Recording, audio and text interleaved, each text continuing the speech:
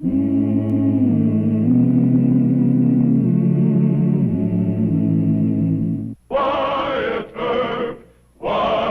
Earp, brave, courageous, and bold. Long live his fame, and long live his glory, and long may his story be told.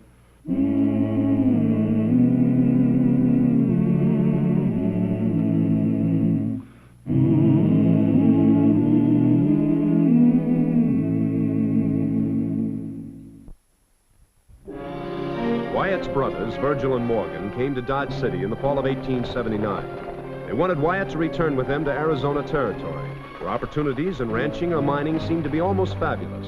But neither Wyatt nor his brothers realized that Arizona at that time was ruled by a handful of corrupt officials in league with cattle thieves, stage robbers, and hoodlums. The Earps had ample warning of this situation when old man Clanton and his boys stopped off in Dodge.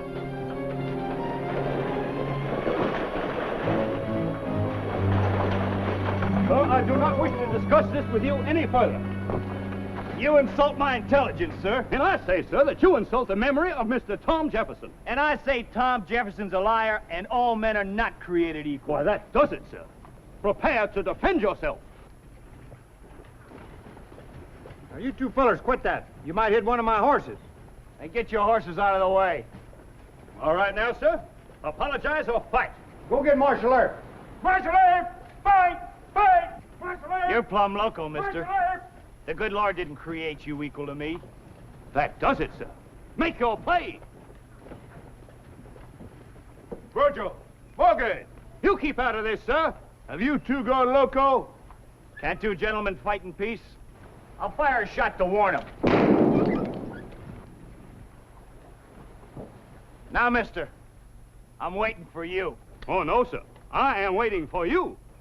Despite what you two may think, your actions are not the least bit funny. It's your turn to warn this, gentlemen. I believe it is. Hold it! Hold it! Virgil and Morgan. Suck it again. Practical joking where folks can get killed is the lowest form of humor. He could take them both to jail. Your face, brother, if I'd only had a camera. Run 'em in, Marshal. That one took a shot at Doc Holliday. They're both under arrest. Now, let's go to jail. Doc, you come along, too. You're a witness. You aiming to find us? That's right. Assault with a deadly weapon and Dr. Holliday. I warned you, Morgan. You and your jokes. Come on, Doc. Admit it was a good joke. No. Now, I have given Wyatt a formal statement to the effect that your .45 was accidentally discharged. However, I will not condone or encourage your crude horseplay by referring to it as humor. He's sore. No, Morgan, I am not sore. I just happen to have a healthy respect for a really good joke. Oh, well, don't rush off now, Doc. They are your brothers, so you visit with them. I'm $300 loser at the Long Branch. But, Doc, really... Let him go, Morgan.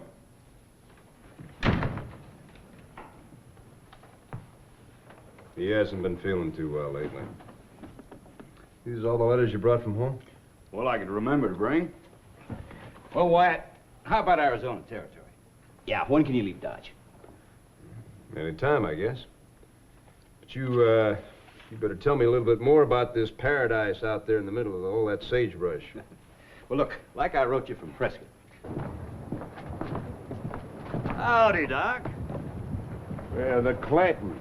This is a bad day. I thought the Texas Rangers hanged you. Ease off, boys.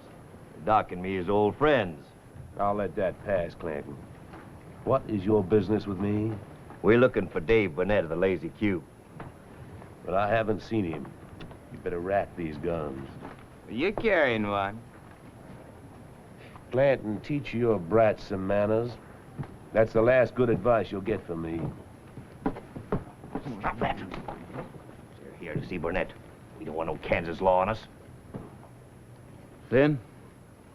Bob's right. Go get the others. We're putting up at the Santa Fe Hotel. You hear me, Finn? Yes, sir.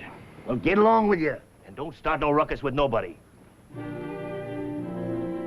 Now, that's Prescott, where I just bought a house. It's good ranching country to the south and to the east.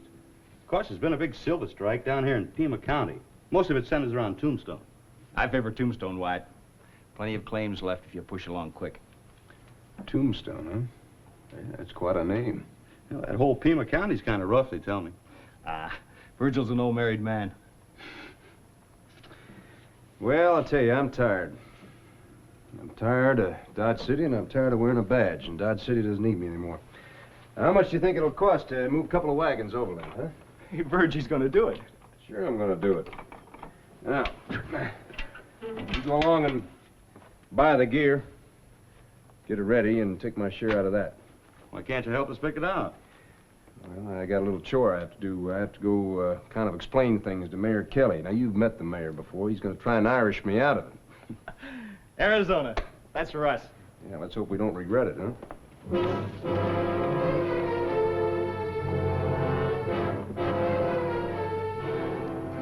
Yes, Pop. We'll check in, then go back to the stable and pick up our trappings. Come on, boy.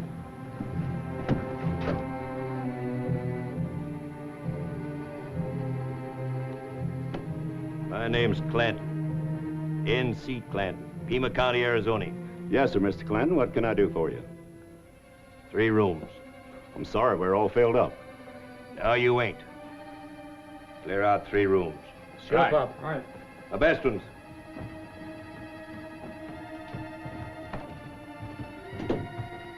Hurry up there now.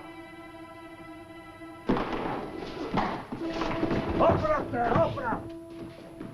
When I say 3 rooms, I mean it. This is Dodge City, Kansas, Mr. Clanton. We've got a police force here. You tired of living? No, but you just can't go around kicking people out of their rooms. Somebody's bound to tell Mr. Earp. I doubt it. This is outrageous. You can't do this.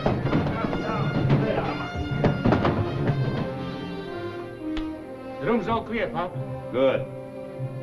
Now, we aim to act nice. We won't be here long. We won't even tote our guns on the street. You aim to act nice, too? Yes, Mr. Clanton. Good. Then I got that settled. All right, let's move in, boys.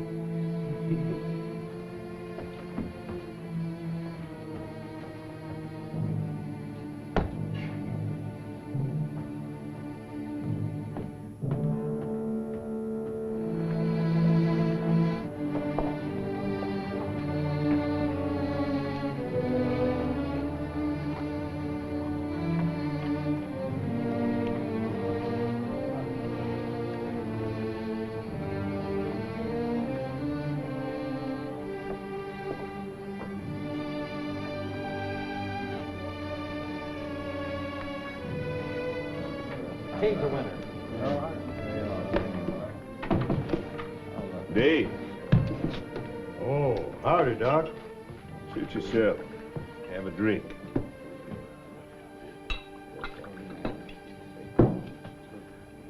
You know that old man Clanton is looking for you? Yeah. He wrote me to meet him here. How many's with him? Ike and Finn are the only ones I saw. Man, I guess I better get it over with. My outfit's still on the trail. Dave, why don't you tell Wyatt Earp? Oh, he wouldn't help me. Where's Clanton staying? I don't know. But you better let him find you. No, that'd only make him all the meaner. But thanks anyway, Doc.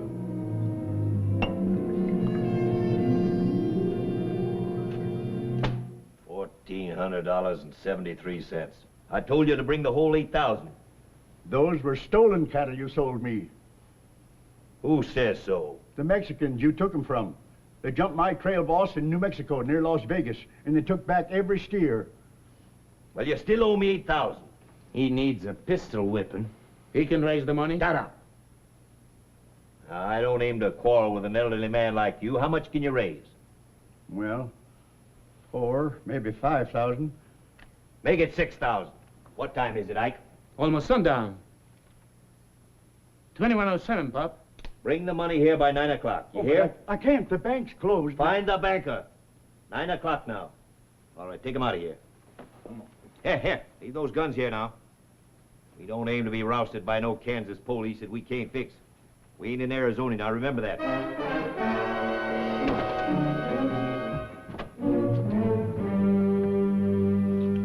Here's to you, Wyatt.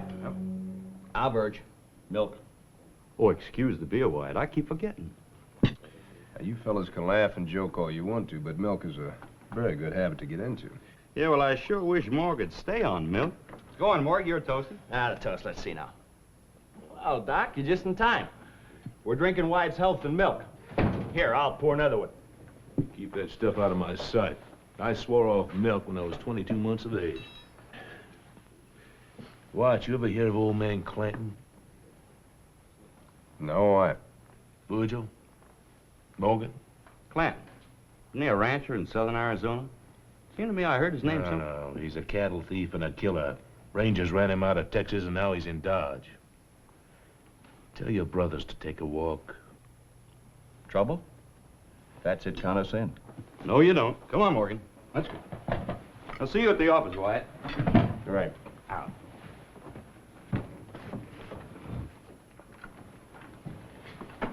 Dave Burnett of the Lazy Q has been trying to raise $6,000. He's in a hurry, and he's scared. Why didn't he come to me first? Well, you buffaloed him and threw him in jail once, remember? Oh, nothing personal. But Dave took it personal. You hurt his feelings. Wyatt, hasn't it ever occurred to you that a man belted over the skull with a .45 might just have a few twinges of injured pride? Well, I handled Mr. Burnett because he and the Lazy Q started a big hurrah in town. I'll go and try and find him. You visit with Virgil and Morgan. I want to keep them out of this. Thank you, Deacon. Usually scoundrels amuse me, but not old man Clanton. He's mean, and he's stupid. Miss Lee, had a check. And that's the truth, since you asked me. I can't raise the money by 9 o'clock. And I can't run. Clanton's got 4 men with him, huh? His boys, Ike and Finn, and a couple of gunslingers that I don't know. You at the Santa Fe Hotel? All right, Mr. Burnett, I'll take care of it. Why should you? I ain't caused you nothing but trouble. Extortion is a felony. Now, if I were you, Mr. Burnett, I wouldn't drink anymore. I'd just go over to the Dodge house, lock myself in the room, stay there. All right, Marshal. Much obliged.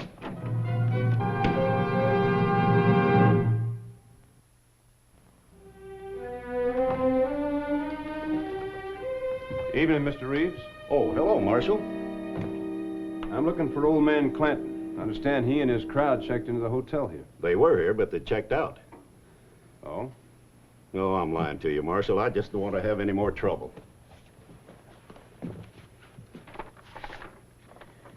Clanton still in the rooms? No, they went down the street to the Texas house. Wearing guns? Not that I could see. They're mean people, Marshal, real mean. You're going to need every deputy you got. Do me a favor, will you? Jump them out on the street. Rooms 9, 10, and 11. I'll take the keys. Look, Mr. Earp, don't get me mixed up in this. They're liable to come back any minute. I'll go get a search warrant if you want it. No. I'm leaving. And don't get yourself cornered upstairs.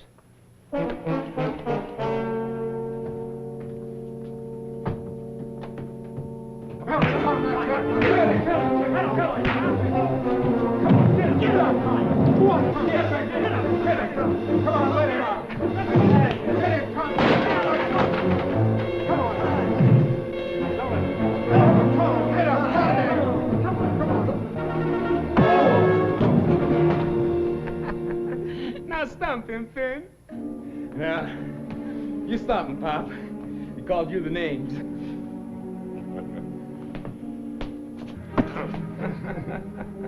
What time is it, Ike? 17 of 9. Let's get back to the hotel.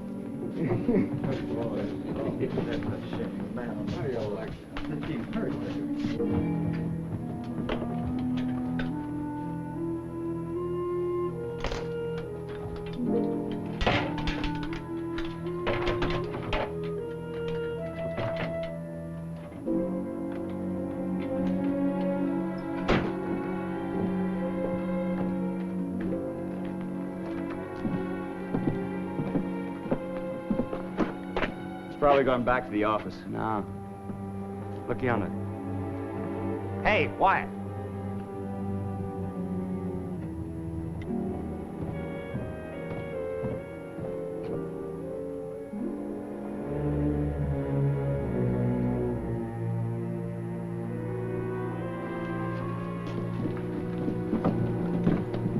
Pop, look.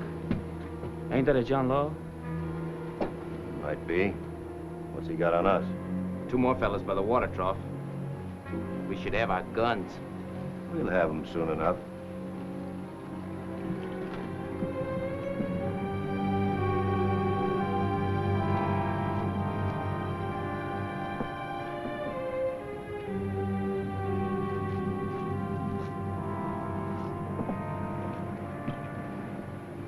Morgan, do me a favor. Go on over to the office and get the deputies over here on the double. Are those the Clantons? That's right. Hold it, Morg. You don't need your deputies. We'll go get our guns and be back in half a minute. No, I don't want a gunfight. What's the idea? I took their guns out of their rooms, locked them in the hotel safe. I want to give those Clantons a good rousing with bare knuckles. The deputies handy with their fists? Yes, they are. Still think it's a risky plan, Wyatt.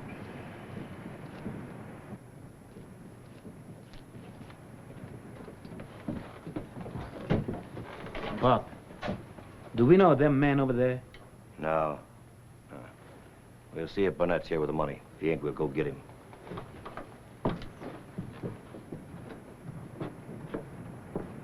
You're always pulling this big brother stuff on me. Well, you're always pulling on me. Well, there's no use arguing with him, Morg. He always was as stubborn as one in the family. All right, go get your deputies. I think it's a reckless plan. Burge is right this time, White. Come on, Morg. Here. All those. I'll go in after them myself.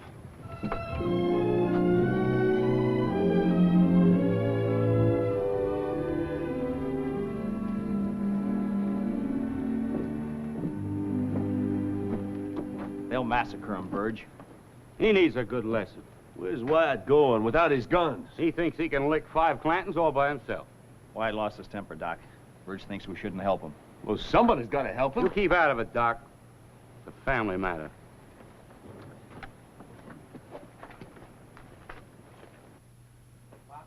My gun's been stolen. So is mine. You just can't get yours. Rance, Dunlap, we've been robbed. Look in your rooms. No guns, Mr. Clanton. We'll wring this flea bag inside out. Open up there! Open up! Hold it! I'm the fellow that took your guns. Oh, you did? Look out, Pop. He's a John Law. Why ain't you armed, Sonny? Well, I kind of figured we'd all start even. I wanted to see just how tough you boys from Arizona really were. Fantastic. You all right? Yeah. Watch him.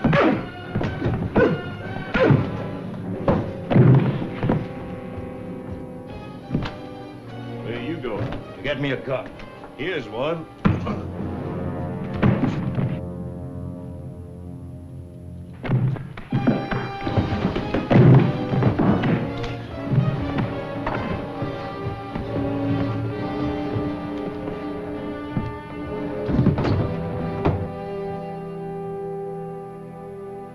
Virgil, what happened to that man you were fighting with? That was, Flint Clanton, I think. Well, what happened to him? I threw him out the window. What happened to him, Doc?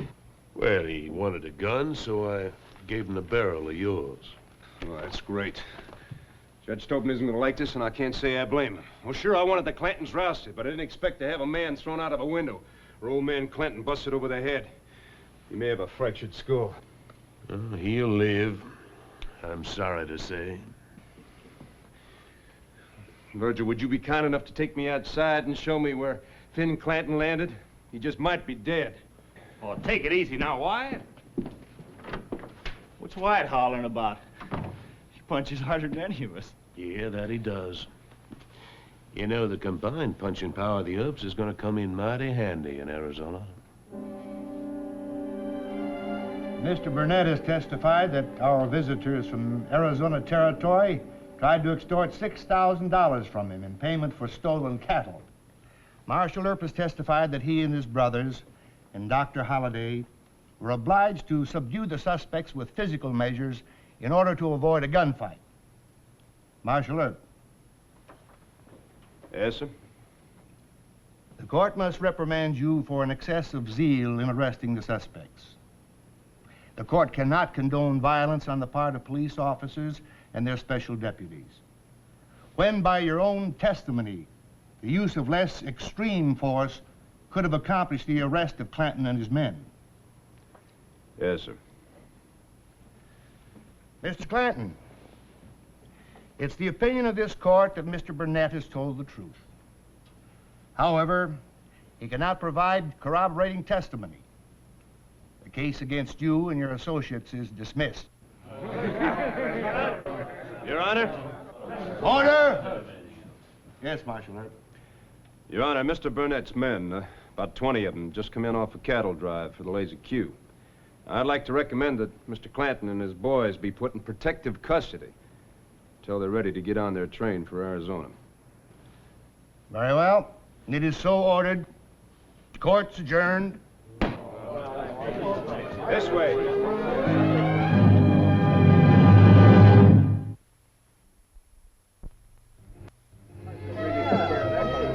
Keep moving. Keep those guys out of town and get them out fast. Someone with a broken leg. Bunch of troublemakers.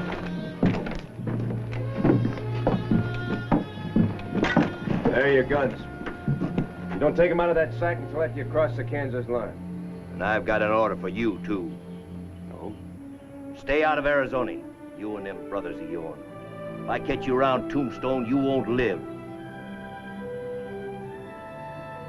You make my apologies to the conductor. Wild animals should be caged, but we didn't have time.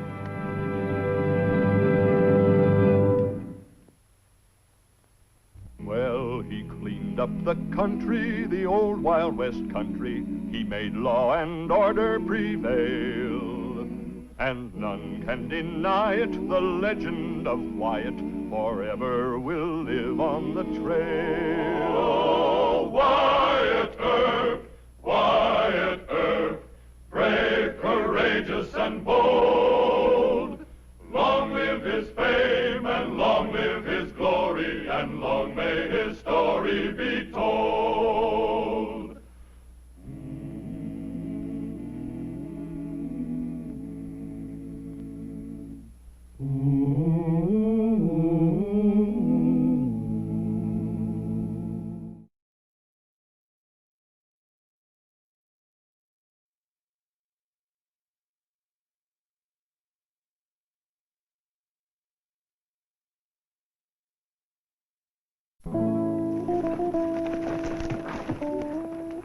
Good luck, my brother. That is the trail. Adios.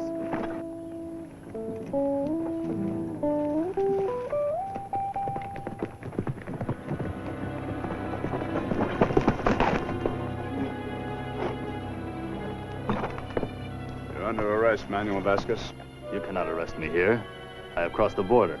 I am now in Mexico. I'm sorry. The line is over the next hill.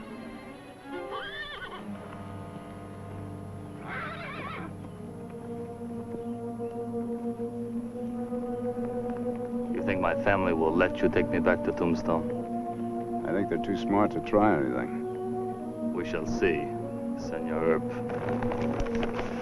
Move.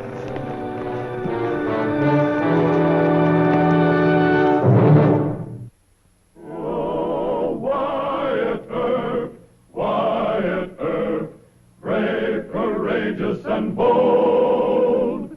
Long live his fame, and long live his glory, and long may his story be told. The Life and Legend of Wyatt Earp, starring Hugh O'Brien. Tombstone lay in a country that had long been Mexican before it was American. Many an old family rancho nestled near the best water of the surrounding valleys. But changes of allegiance are not made easily, and sometimes there is friction, and the kind of trouble that involved Wyatt Earp. Hold it.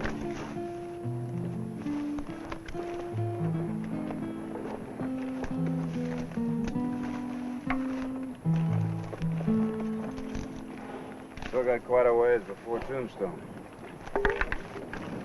You didn't bring any food or water, did you? It was not a picnic I was going on. Why'd you run, Manuel? That is a foolish question, senor. I killed a man. Then he saw it. Maybe if you'd have stayed to explain. You would not have arrested me? You're gonna have to stand trial. But there's no reason why... You think I will get a fair trial in the court of Americanos? I guarantee it. You, senor. You are Americano also. One way or another, I will not go back to Tombstone. We'll see. Hold out your hands.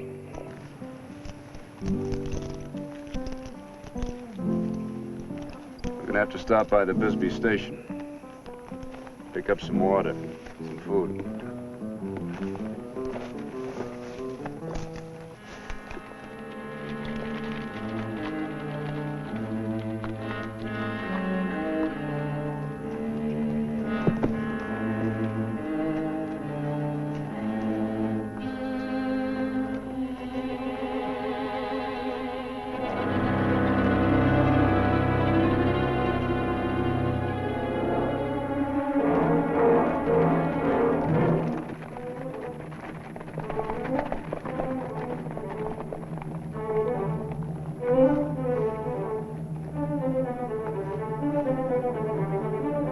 Posse.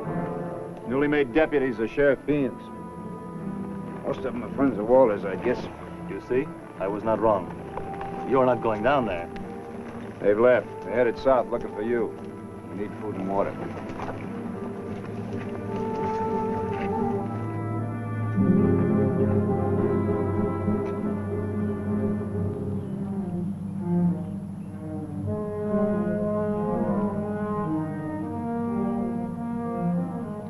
Now, if you want to take off, go wandering around this country without food and water with those cuffs on, you're welcome.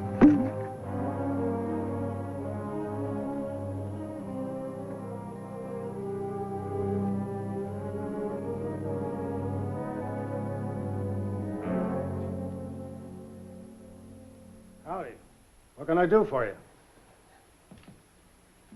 Say, you must be Marshal Earp. That's right. I'd like another canteen full of water. Have this one filled, too. Sure. Get it. About a half a loaf of bread, too. Sure. You get left by the posse? Not exactly.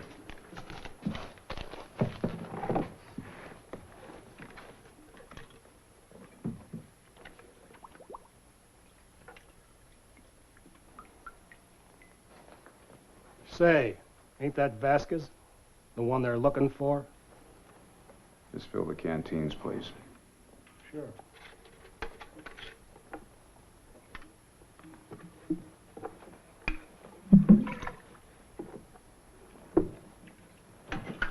You stay right where I can see.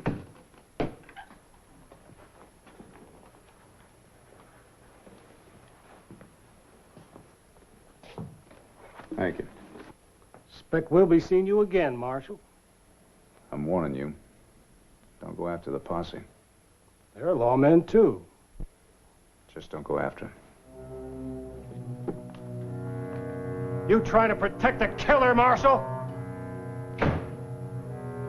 Get going. Here. Put your hands down. Why are you doing this? Because we're gonna have to ride fast. Go on, get out of here. I'll catch up with you.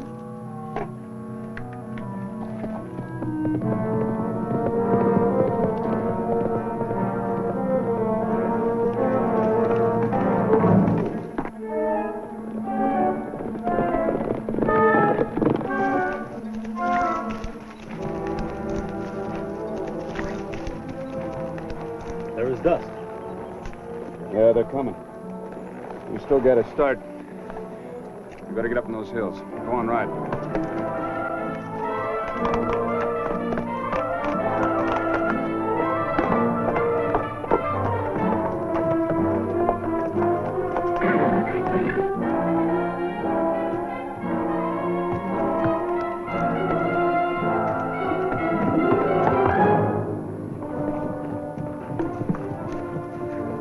Hold it.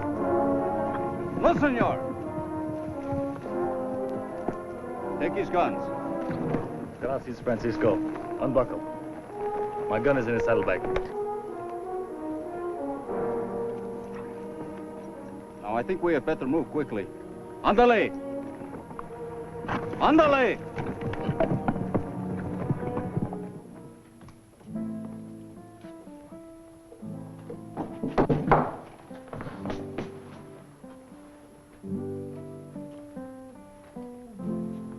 Papa. My son. Senor. Don Ignacio? It is a great pleasure we meet again. Before, it was a matter of some cattle stolen from me, was it not? And you were an honored guest in my hacienda. That's right. Here in the humble home of my loyal countrymen, I cannot offer you the same hospitality. Evidently, I am not a guest. Francisco, por favor, put the gun down. But my father, he is a dangerous man. No. He is not a danger to us, for he is too wise. He will listen to reason. I have heard it said in Tombstone, senor, that martial Earp is the law. If you say a thing is to be, then surely it will be. What are you driving at? It is simply this. You will return to Tombstone alone, and you will say it was not my son who killed the Americano. Well, even if I wanted to do this, I could not. Others saw the killing. Believe me, senor, I would not ask if there were any other way. But I cannot allow you to take my son back to Tombstone. It's his only chance. Otherwise, he'll be a fugitive the rest of his life. I will say it once more. My son cannot be accused of any crime. There will be no trial. He will go free. You will see to it. And if I do not? But it is very simple, senor. If you do not, then you must die. Has it not occurred to you that he might be acquitted? That the court might understand how a thing like this could happen? No. I cannot lie for you or anybody else, Don Ignacio. You are not as wise as I thought, Senor Earp. Will you lead the way, mi amigo?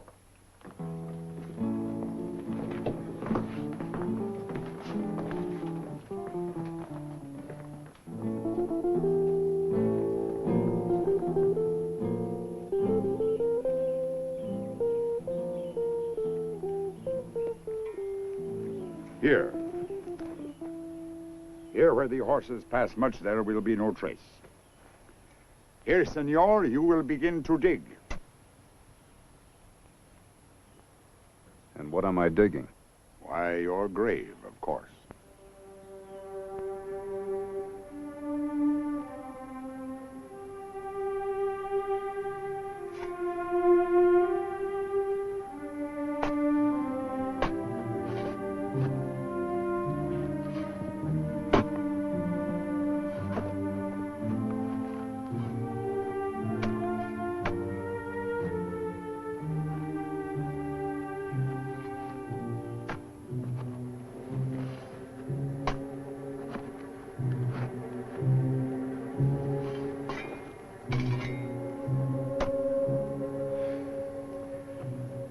Mind if I take this off? It's hot work. Make yourself comfortable, senor. Ricardo, some water for the senor, por favor. Si, Don Ignacio. It is no use to look, senor. The posse will not find our trail. I can hope, can't I? Perhaps you had better send the men to keep a watch. Vaya Navidad. We do not want to be surprised by this posse which the senor would like us to surrender our son to. Not to them. To me. An officer of the law. It is the same thing. They too claim to be officers of the law. But I'll save him from being lynched. If you got into Tombstone, you could not protect him, even with your life. I'll take him to Fort Huachuca. Put him under the protection of the cavalry until the trial. And you promise it will be a fair trial. I must have had a reason to fight Walters. I'm betting that it was a good one. It was good enough for us, senor. And why shouldn't it be good enough for a judge? Maybe he'll be given freedom from this charge forever. But you forget, senor. He is free now. Is he free to go back to your rancho in the San Pedro Valley? Is he free to marry this girl and settle on the land that they both love? Perhaps not for a while. He will never be. Never. You understand that, Manuel? Because the law never forgets and it never forgives. Believe me. It's better to face it now and tell the truth. Senor, Quiet, Manuel. Now let him talk. Maybe then you'll see that he has a real chance of going free. Let him tell why he killed Walters. I know why. And he will not speak of it. Papa, perhaps what he says. My son, do not listen to him. But suppose it is as he says, and I can never return. We will find a way. Perhaps. But suppose it could be as he says, and I would be free of it all. Manuel, do you wish to tell why you killed the Americano?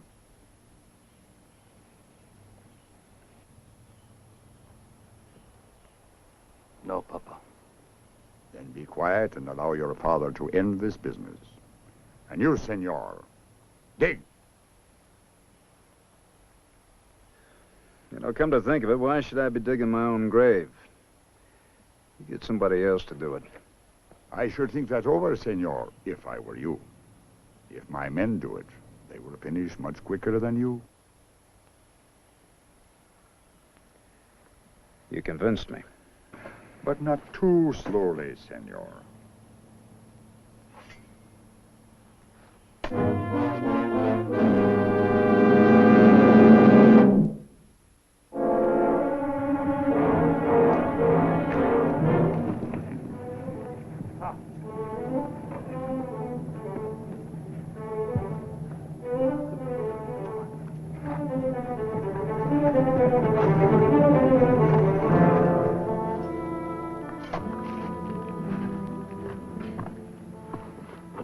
Water, senor?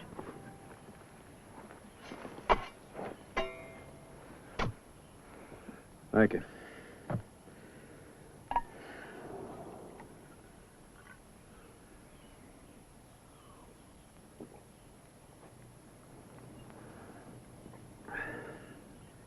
I'm sorry, senorita. You'd make a pretty bride. Alicia, my dear, come away. There is no need to talk. Why, Don Ignacio? Are you afraid I will learn some truth from him? Alicia, my child, Learn perhaps that you are wrong? my dear, I have lived longer than you by many years. I know what is best. Do you, Don Ignacio? For you or for us? Alicia. Well, does he, Manuel? Can killing this man solve anything? Can our marriage be a happy one with his blood on our hands? Our hands? Yes, our hands, yours and mine. But we've done nothing to stop it. Manuel, will you tell your betrothed that she must have respect for the head of this family? Will you tell her that my word is final?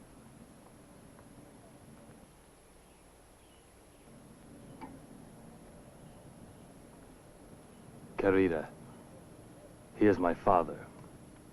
It will be as he says. Senor, dig.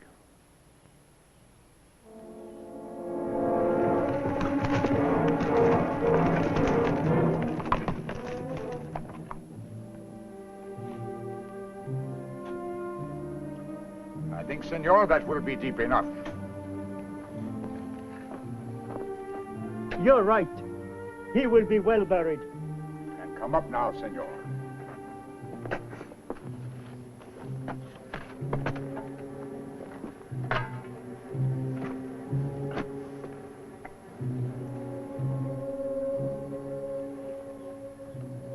You would like something to eat? Let's get it over with. Manuel. Be quiet, querida. Perhaps then, senor, you would like to pray. All right. Why not? I have no regrets myself. I lived a full life the best way I know how. My only regrets are for Felicia. She would have made a pretty bride. Fine wife. Mother. And for Manuel, who could have been free. I pray you'll all be forgiven for what you're doing.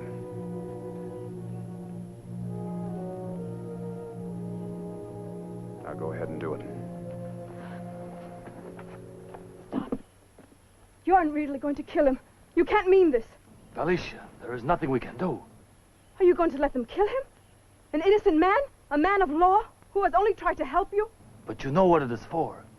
See. And because it is for me to decide if you shall do it. No.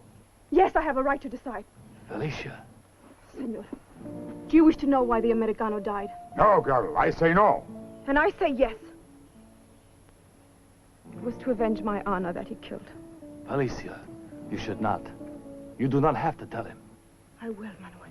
I will gladly tell him, and to the court if he wishes, to save his life and ours. How I made the mistake of leaving Manuel and Francisco in the restaurant and going into the street alone. How this man saw me and thought wrong things and caught me and dragged me behind a store. How only because Manuel and Francisco came looking for me was I saved from him. How Manuel fought him and had him either kill or be killed. The others, they came and saw him. And Manuel, because he was Mexicano, he was afraid and ran. If you will tell that to the judge in court, I'm sure that Manuel will be acquitted. I will. Oh, I will. No, you cannot tell to the world your shame. But I did nothing wrong. What shame? You know she is not to blame. Francisco! There's no need to kill him, I've told him. There is more need than ever. There is no help for it now that he knows. I will tell it. You will tell no one else. If you have no pride of your own, I have enough for both. Now get out of the way. Then you must kill me too. Manuel, I swear it. No, senorita. There's no need for that now. But, senor... It's all right. You tried. There is no time. What? One is giving the signal. It must be the posse. How far? That is important. How much time? One! How far?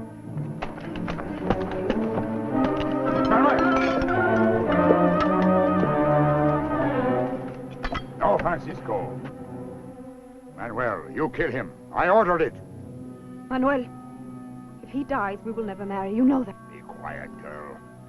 Manuel, if you love me, if you love life, justice, you must trust him, not kill him. Kill him! All right, senor. We will do it your way. Come take the gun. Manuel. I am sorry, my father. I think it is best.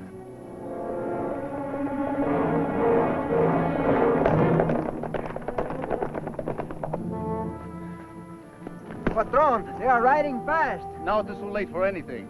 Too late also for you to get away. Then we'll have to meet him head on. You, have you got a shotgun? Si, senor. Go get it, and any other guns you can find. You will trust us with guns, senor? I'll see Manuel die right here, strung up to that tree. Here, take this. Go and get inside the house. Come on. Let's go.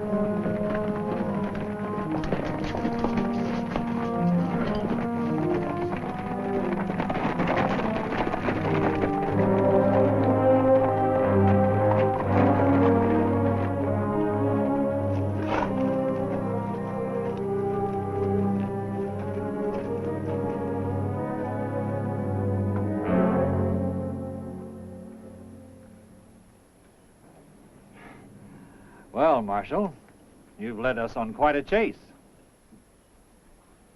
Who made you a deputy, Kavanaugh? Sheriff Bean. Oh, it's all legal. And we want Vasquez. He's my prisoner, and he's going to stay my prisoner. That's so. You're talking pretty big for a lone man. There are 5 guns pointed at your men out there. And this shotgun's aimed right at your belly, Mr. Kavanaugh. Now, your men may kill me, but I promise you you'll be cut in half before they do. So you just tell your boys to sit real easy. Don't anybody go getting itchy fingers out there now. Well, look, Wyatt, can't we talk this over? Nothing to talk about.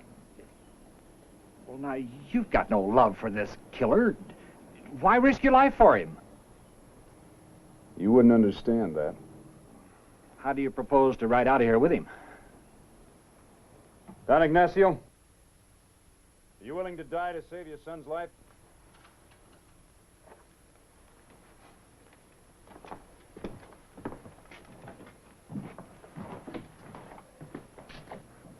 See, you know that I am. And suppose you take over this shotgun while Manuel and I ride. Senor, it will be a pleasure. Now, you take it easy there, Grandpa. Give us a 15-minute start.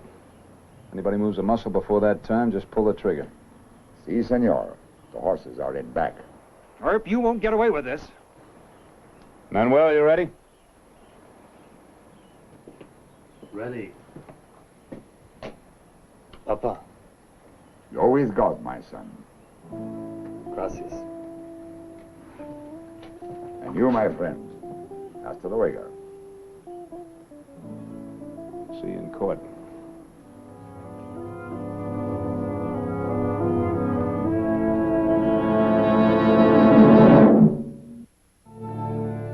Since this matter of honor is even more important to those of Spanish descent than it is to us, even more a part of their heritage and sense of justice, and since, moreover, the killing was proven to be an act of self-defense, I find it justifiable homicide and the defendant, Manuel Vasquez, not guilty.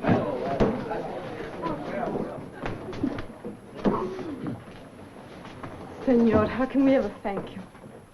You can thank me by inviting me to the wedding.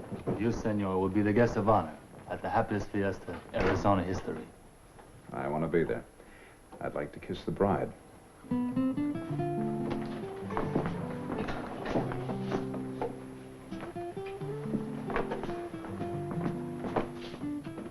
I do not approve of these demonstrations in public. These young people today have no reserve.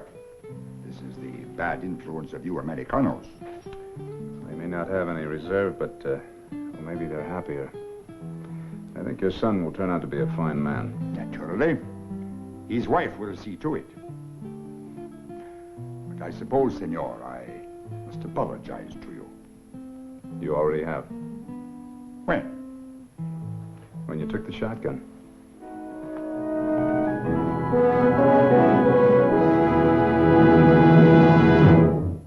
Well, he cleaned up the country, the old Wild West country. He made law and order prevail.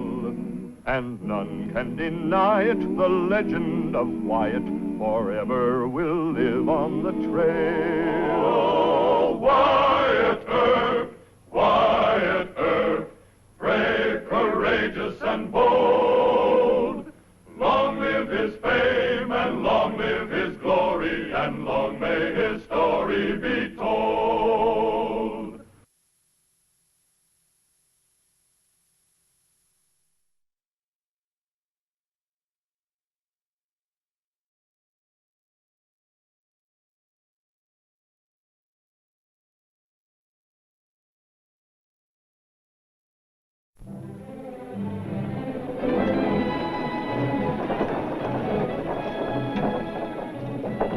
Pregúntale, Miguel.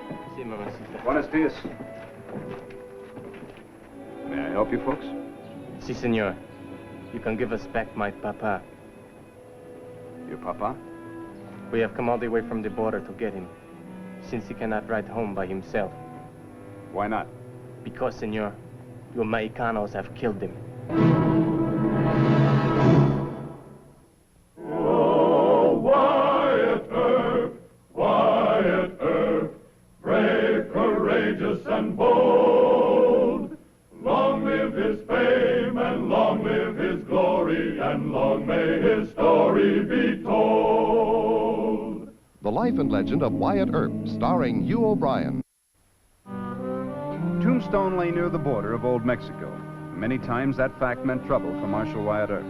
The border was a convenient escape route for criminals, a very tempting sanctuary for raiding Apaches, and the home of a people who often had reason to bear little love for the Americanos north of them. Please come in.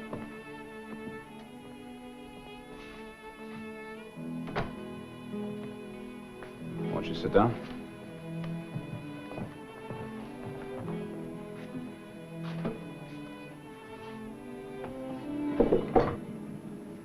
Now, please tell me what this is all about. We do not come all the way from Mexico just to talk, senor. I want the body of my father. I might be able to help you, but I don't even know your father's name. Huerta. Senor Juan Jose Ambrosio Huerta. I am the Senora Huerta. And this is my son, Miguel. Huerta. I do not know the name. If he was killed in Tombstone, I would know it. You tried to hide the murder of my father? Why are you so sure it was a murder? We have been told. You cannot deny it. I'm not trying to deny it. I'm trying to find out about it. You say it happened here? See. When? A month. Perhaps more. We do not know how long it took the letter to reach us. A letter? You have a letter? No se lo des a él. Well, may I see it? No, senor. It is for our eyes only. Look, if you want me to help you, you're going to have to cooperate.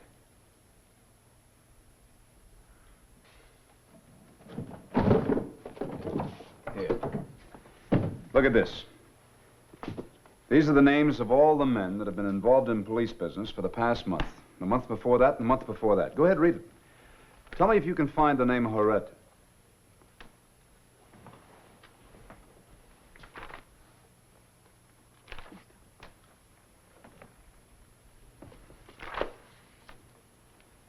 Maybe he changed his name.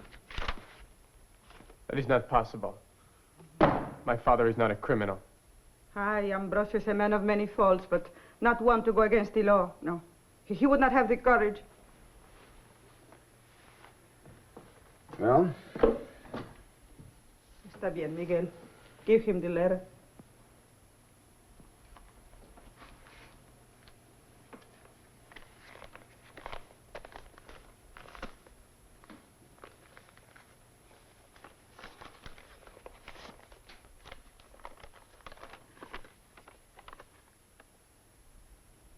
July. Senora Huerta, I regret to inform you of the death of your husband, Senor Juan Jose Ambrosio Huerta, in this city today. A man named Granby picked a quarrel with Senor Huerta and shot him in the back. Your husband was blameless in the affair. It will be solace to know that he died with the name Agrippina on his lips. A friend. Do you know who this friend might be? No, senor. The letter was written in English. It was read to us by the padre. The Senor Granby. You know him?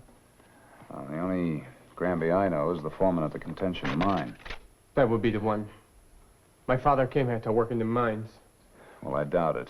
Mr. Granby's never killed anybody in his life. It might have been done secretly. Somebody knew about this. If I can find this friend, I might be able to get to the bottom of it. You would avenge my father's murder? If there was a murder. What do you mean, senor? Just that nobody by the name of Huerta has been killed in Tombstone, and there have been no unidentified dead. Then what has happened to him? At least he would have written. Come, Madre. I told you they would not help us. Oh, senor. All we ask is that you give us back the body of my husband to take back home. Outside in the carreta is the coffin, already blessed by the padre, and you won't even help. You don't have to ask my help, senora. You couldn't stop me from helping to find him now. Why so? Because if he was killed in Tombstone, I want to know about it. Come on, let's go.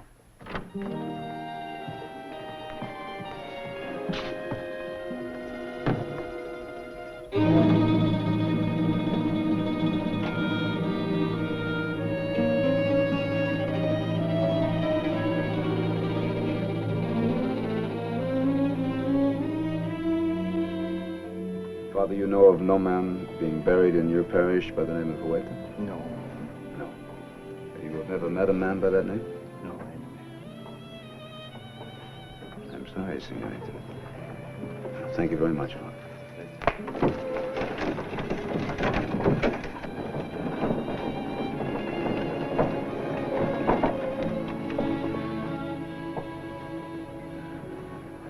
I'm sorry, senor. We were unable to find out anything. Where will you be? We will camp near the dry riverbed. If I do find out something, I'll come to you. Senor. What about Granby? I intend to talk to him. You let me handle this. You hear me? Si, senor. I hear you.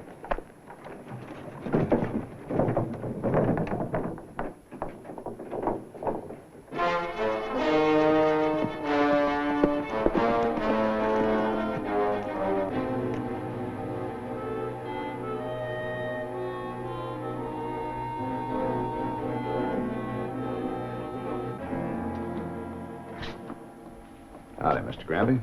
Oh, hello, Marshal Earp. What brings you all this way? I'm looking for somebody. Well, tell me you're after old George for busting up Minnie's place the other night. No. This is murder. Murder? Who?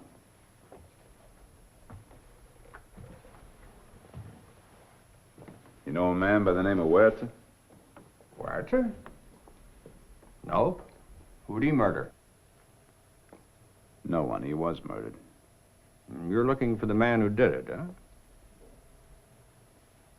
I hear. You sure you never heard of Huerta? I'm sure. Well, could he have worked here at the mine not too long ago? Nope. That name was not on the payroll. Can't you tell me what this is all about, Wyatt? Well, Mr. Granby, I don't exactly know yet. Do you have any enemies that would like to cause you trouble? I suppose a man who hires and fires is bound to pick up a few. But none that really matter, I'd say. Am I supposed to have murdered this fella? Something like that. Wyatt, do you think I murdered him? No, Mr. Granby, I don't.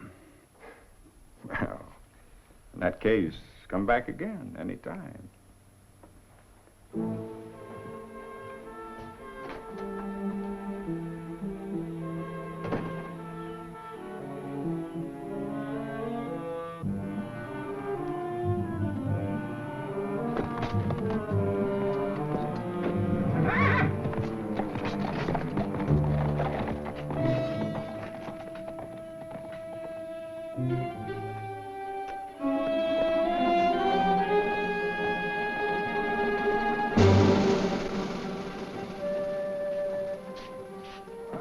Hello, what do you want?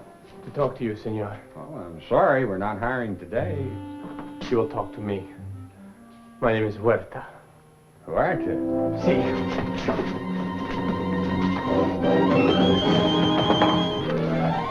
Mike! Wally! 4 queens. 4 kings. Count 'em, Doc. Just isn't my day.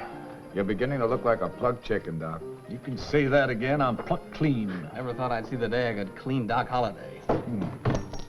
I'm not finished yet. Here's Wyatt. He'll stake me. Stake you, Doc? You mean to tell me you won't stake me to the price of a hand or two? Well, I don't know now. All right, I'll give you my IOU. I'm just joking, Doc. How much you want? 50 or 100? 100. I'm in this hand.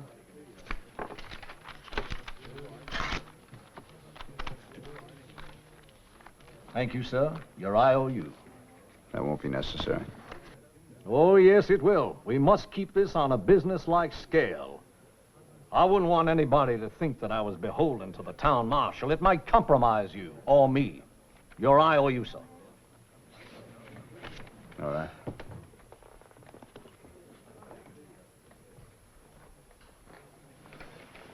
Worried, Wyatt. Want me to check out? No, I can handle it. You open, Doc? Sure. 5. Say, where's Cortez? You mean the El Conquistador? He's out in the kitchen, rustling up some nice, juicy enchiladas. Why do you call him the Conquistador, Doc? Haven't you ever heard of Hernando Cortez, the conqueror of Mexico? Sure. This fellow's name is Juan, and he's no conqueror. No? Have you ever seen him with the ladies? Have you ever seen him with an enchilada? Oh, here he is, the El Conquistador. Put it right here, sir, right here. Wyatt, will you join me in these wonderful little old enchiladas? No, thanks. I'd just like to ask Juan a question. Si, senor. Did you ever hear of a countryman of yours called, Huerta? Huerta? No, I do not think so. Does he live here? Well, they said he did. They also said he was dead. I know most of the Mexicanos here. You never heard of him? If I do, I do not remember, senor. Sure you do not want some enchiladas?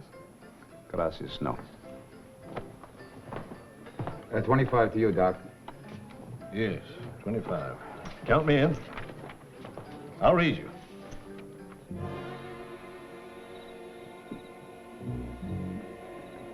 Wyatt! Marshal! Mr. Gamby, what happened to your arm? That Huerta. He tried to kill me. The boy? Yes, he came to the mine. You've got to do something about that kid. First, let's get Dr. Goodfellow to take a look at your arm. Come on.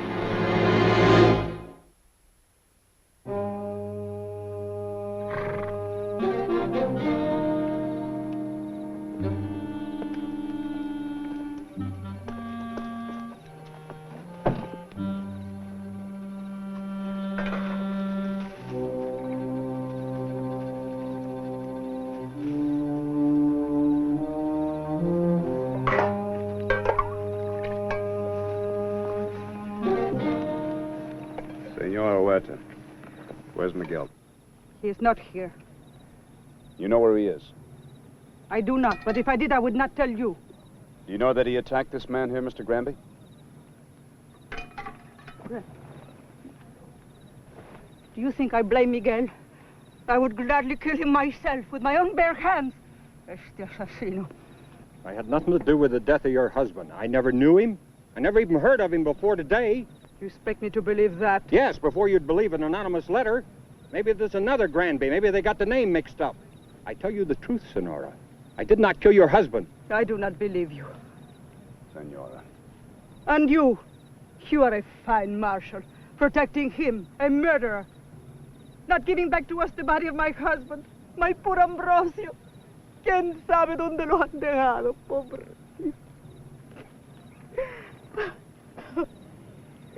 Senora, you have a right to be upset. But I must warn you and your boy that we have laws to protect people. Oh, senor, we too have laws, much older than your laws. An eye for an eye, for a man's life, the life of his killer. Look, if your husband was murdered, I'll find the man who did it. But you must leave that up to me. You understand that? I have heard you. Mr. Granby does not say to arrest Miguel because of the boy's youth. But I say that I will arrest him if he attacks this man again. Now, you tell him I said that. You can also tell him if he comes near me again, I'll shoot first and ask questions later. Mr. Granby, please. I've got a right to protect myself, Wyatt, and I will. Please tell me where the boy is.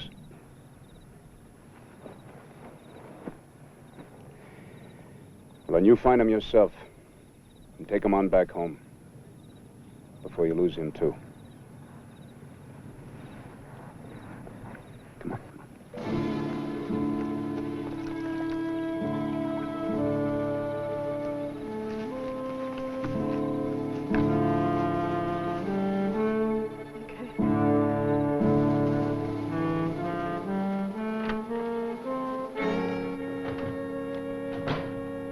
Hi, Doc. How that? They cleaned you? Nope. My luck changed. I came to get my IOU. It doesn't hurt for a man to have a reputation for a quick pay, you know. All right. I'll just tear it up, hmm? Sure. Thank you. turning in a little early, aren't you? Well, I'm tired of cards, Wyatt. You look a mite worried. I heard you asking the El Conquistador about a man named Huerta. Is that who you're worried about? Yeah. Who's he? Well, he was supposed to have been killed, shot in the back, came up here from Mexico to work in a mine. Never heard about that. Neither did I. Can't find any record of it. Who's supposed to have done it? Horace Granby. Granby? He ain't much of a poker player, but I never figured him to be a killer. I don't think he even carries a gun. Well, he does now. It's either kill or be killed by Huerta's son. Think of that. The boy must have loved his father. Well, that, and it's a matter of honor. See, they got this letter telling him about the father being killed.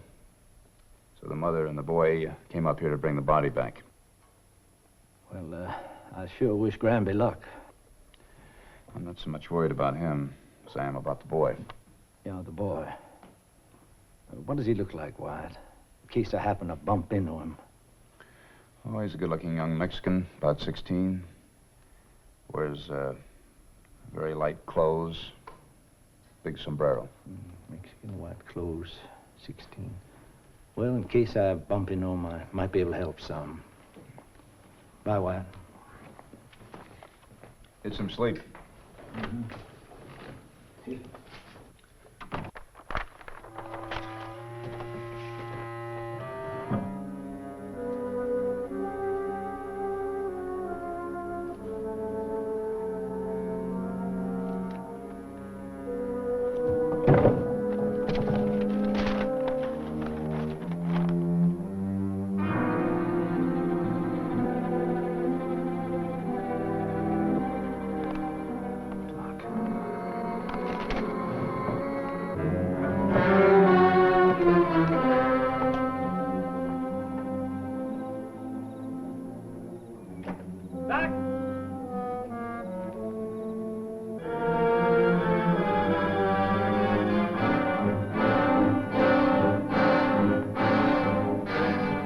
Doc, I want to talk to you. How about a drink, Wyatt? Now, you know I don't drink. Well, you better. Otherwise, you won't believe it. Just tell me. Here? It's an awful long story. I got plenty of time. You wrote that letter, didn't you? Well, you sure you want to hear it? Look, I recognize the H in the IOU. Now, why'd you do it? I want to do a favor for a friend. What friend? Huerta, the conquistador. Juan? Yep. Came into town, wanted to work in the mines, found out he could make more money as a cook, so he changed his name. Why? You're tired of married life? Didn't want to go back to Mexico? So you killed him in the letter, huh? No, he did. She would have known his writing. He just told me what to say. I wrote it down. Can't blame me for trying to help out. And what about the sorrow you caused her? What about the sorrow she caused him? Why'd you pick on Granby? He complained about the enchiladas. She had no right to come up here, you know what? Well, she did. Yeah, she did. I'm sorry. I'll find the boy. We'll stop in. All right. You take the east side of town. I'll look over at Granby's boarding house. Most any night you'll find Granby at the Alhambra Saloon. I'll look there, too. Doc, you're a fool. I guess so, Wyatt. I often am, when a friend asks my help. Go look for him.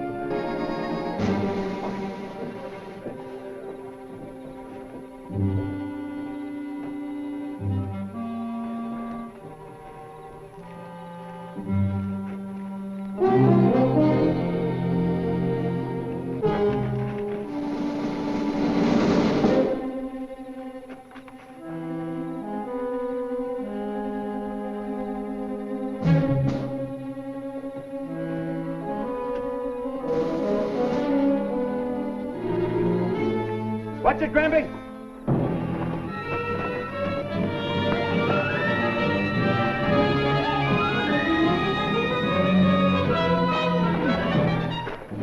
Let me kill him. Because I'm an officer of the law, and killing's against the law. Put that away, Mr. Granby. What about the killing of my father? I can explain that to you now. Never mind the father. What are you going to do about him, Wyatt? This won't happen again, Mr. Granby. I'll say it won't. Are you going to put him in jail? I said I'd handle this. I don't understand you. I don't understand any of this. Here comes a man that can explain it to you. Doc Holliday? That's right. Everything all right, Wyatt? Everything except you got some explaining to do, Mr. Granby. I suggest you two of you go over to the Alhambra. What are you going to be doing? I'm going to take Miguel here over to the office, find his mother, and then treat them both to a late supper.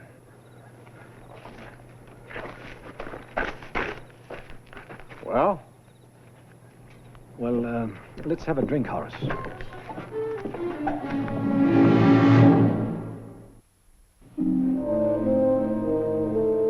What about my father's killer, senor? Let's have supper first, huh? There's plenty of time for that later. You will not talk me out of it. I will kill him. It's not the proper time for eating. Well, you'll think so after you taste these enchiladas. Believe me, you've never tasted enchiladas so good. No one makes enchiladas as good as Mamacita. For certain, no Americano. Well, I think I can safely say that these enchiladas will taste just as good as your mother's. Wait and see. Here they come now. Good evening, senor. El Conquistador. Put it right on the table.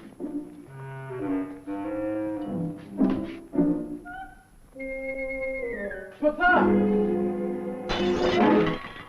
Lo que ven mis ojos. Agripina. Mama, look. It is truly Papa. Ambrosio! Now you don't have to marry Senor Miro.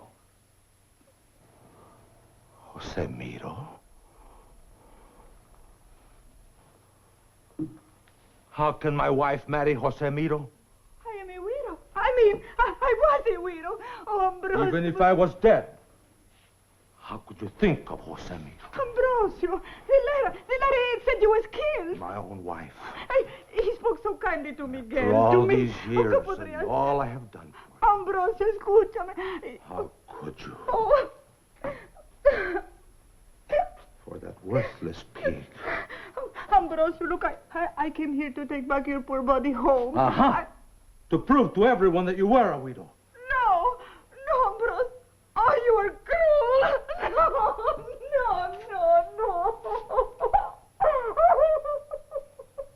There, pobrecita. Do not cry. I will take you back. Ambrosio. Oh, cómo estoy feliz que tú estás vivo.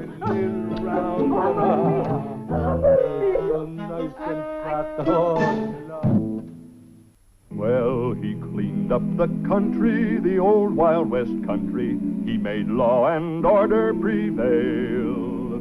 And none can deny it, the legend of Wyatt forever will live on the trail. Oh, Wyatt Earp, Wyatt Earp, brave, courageous, and bold.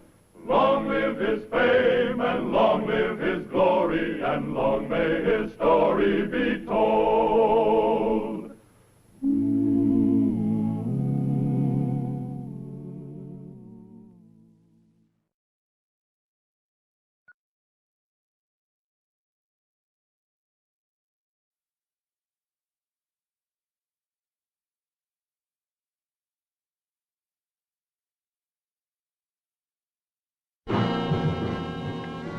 How's old Toomey? Doc figures he's got a bad concussion. They clobbered him on the head. Damn weasels. They got away with all the horses and mules and consigned them to Fort Huachuca. Roscoe will find them. Roscoe? Yeah. One of them mules kicked Roscoe. Look here. He's a mine-working mule. Leastwise, he was wearing a cleat-toed shoe. It's a pretty bad bruise. Yeah. Say, reckon Doc Goodfeller would take a look at him? I'll ask him.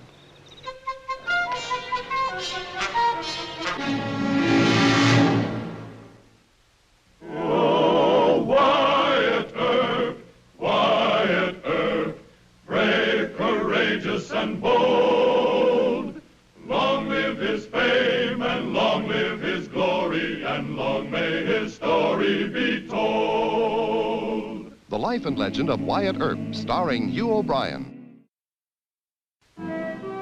In the opinion of mule owners, a mule is more intelligent than a horse. In the opinion of Shotgun Gibbs, his mule Roscoe was smarter than all other mules and most human beings. Thus, when a consignment of Army remounts was stolen from a livery stable in Tombstone, Roscoe happened to be the only eyewitness. What could Roscoe do about it? Wyatt.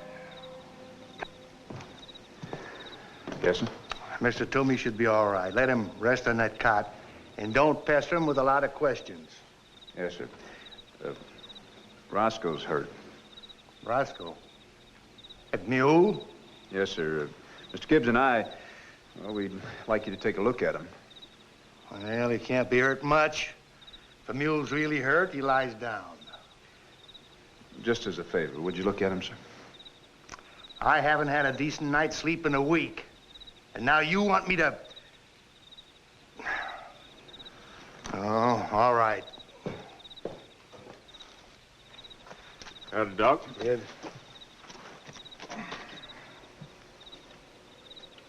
Well, no broken bones.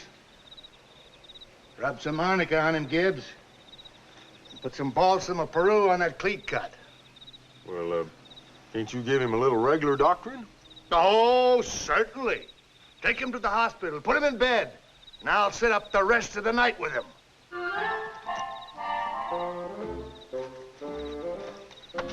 He's a little short on sleep, a little short on temper. Well, we'll take Roscoe on over to the yard and back to the jail and doctor myself. Well, Roscoe don't take it kindly being made light of.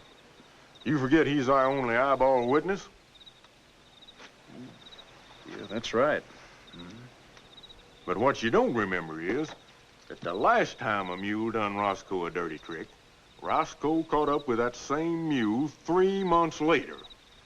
That's right, he did, in Dodge. Yeah. Roscoe's got a memory like an elephant. Besides, what else you got to work with on this case besides Roscoe's memory and that there shoe print on his rump? Nothing else. Not now, anyway. Well, you ought to treat him with a little more respect, then. Mr. Gibbs, if that mule helps us recover government property, I'll make him a deputy marshal. Hey, you hear that, Roscoe? Feeling better, huh? Don't tell me Roscoe understood that. Well, no, not the words, but the tone of your voice, Wyatt. Roscoe knows you're treating him like somebody important. You know, the mule, that's a heap better than a peck of apples or high-class doctoring. Well, people value it the same way, Mr. Gibbs.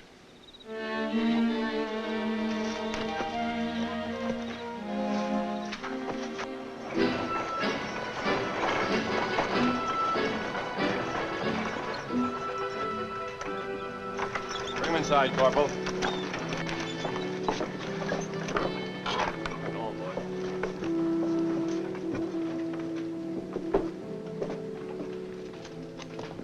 Marshal, we got your telegram at the fort last night.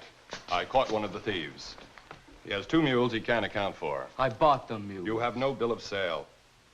The prisoner was headed north to a gypsy camp when Corporal Higgins and I stopped him. Your name, sir? Lieutenant Grange, Army Intelligence. My prisoner says he is Louis Vanek. You have the mules outside? Yes, sir. Mr. Gibbs, bring Roscoe around front. I'd like to have him take a look at those mules. After you, sir.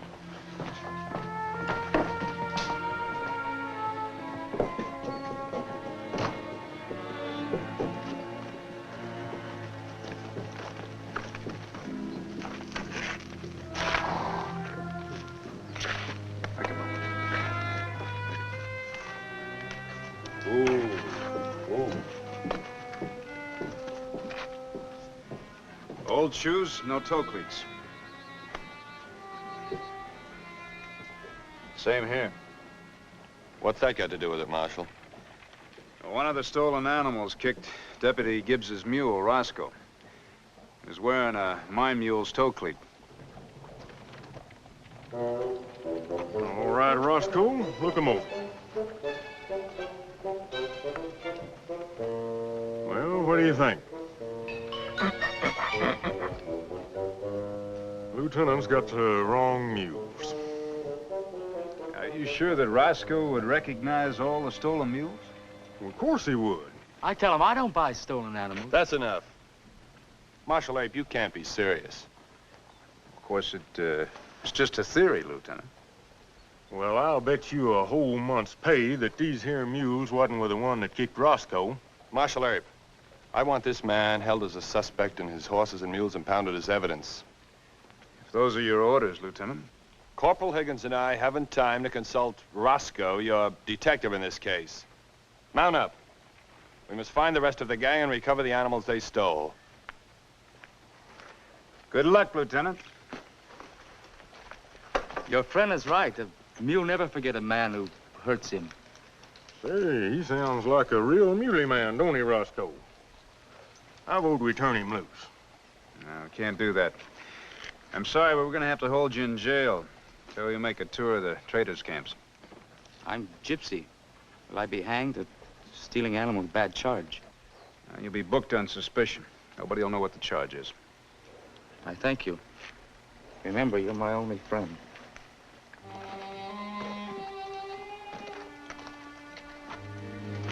Well, if you don't know mules, who does?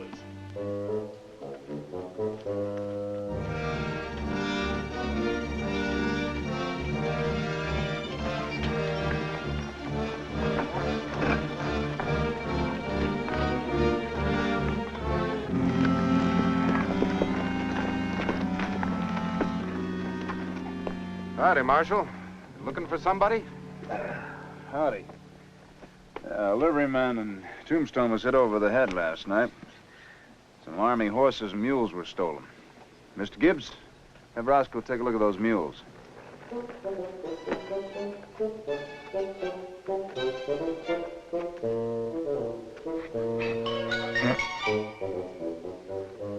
Ain't nothing here, White.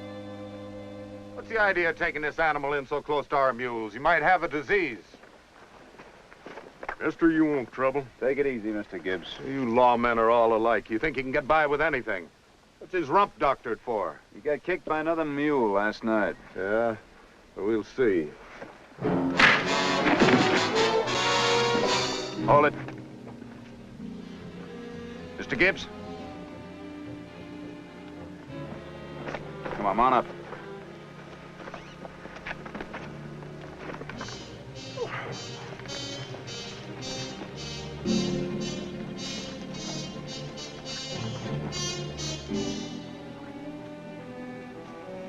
Take Roscoe inside there. I'll watch it out here.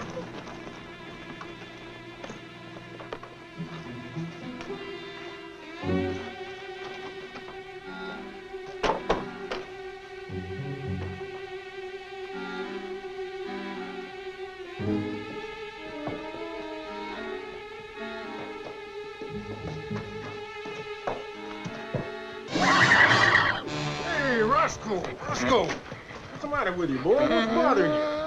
What's bothering you? Back off. Back up. Back up. Whoa, whoa. Now stand steady, boy. Stand steady. Oh, you. Oh, boy. Oh,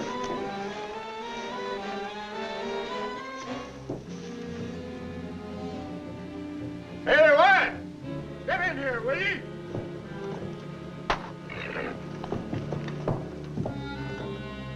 Well, this here is one of them. Feel that toe cleat? Beat it. Yeah.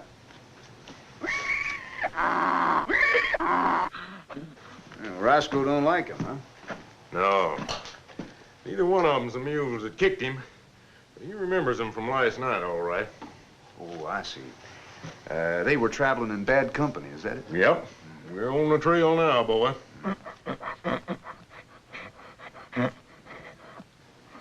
Somebody coming. You cover me in here. I'll go around the side. Right.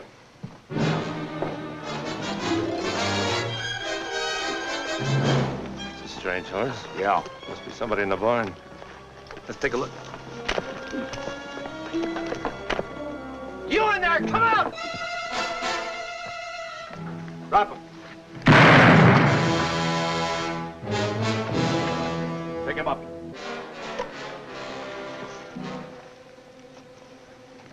Now, you just bought those mules from a fella, huh? That's right. And his boys had a lot of horses and mules. Which way were they headed? They rode off towards Dicebox Canyon. Skinner Malone's camp? We don't know anything more. That's it. Mr. Gibbs, bring Roscoe out here. Now, we'll come back for you after we paid a visit to Malone's. Let Roscoe take a good look at it.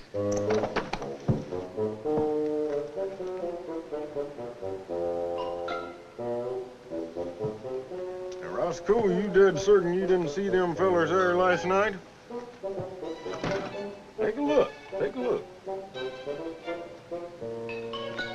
Didn't see him, huh? Nope. They wasn't in on it. If they had been, he'd a bit of hunk at them. Maybe he's right. Let's pay a visit to Dicebox Canyon.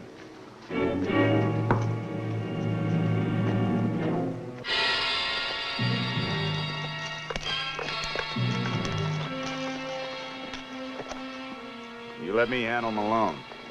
You and Roscoe take a look around and see if Roscoe can find anything. You think Malone's apt to make a fight?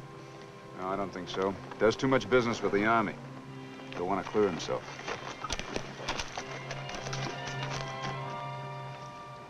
They told me you were smarter than this, Earp. Looking for Army remounts that ain't even been branded. Well, we'll find him, Mr. Malone. Not in my remuda. Why, I'd be a fool to cross Colonel Hibbert to the fort. Look around. I don't want you restless. No luck at all, huh? Maybe Roscoe's lost his memory. Oh, it ain't that. There ain't no mules in that remuda. Roscoe don't pay much attention to horses. We better head back to Tombstone. Maybe Lieutenant Grange has already solved the case.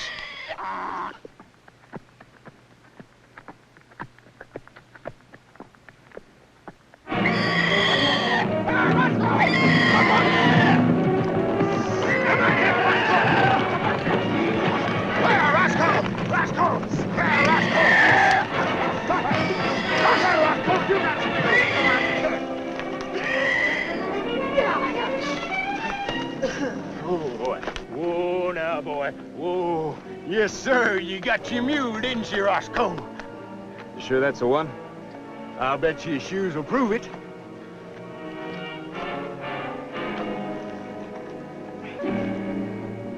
Yeah.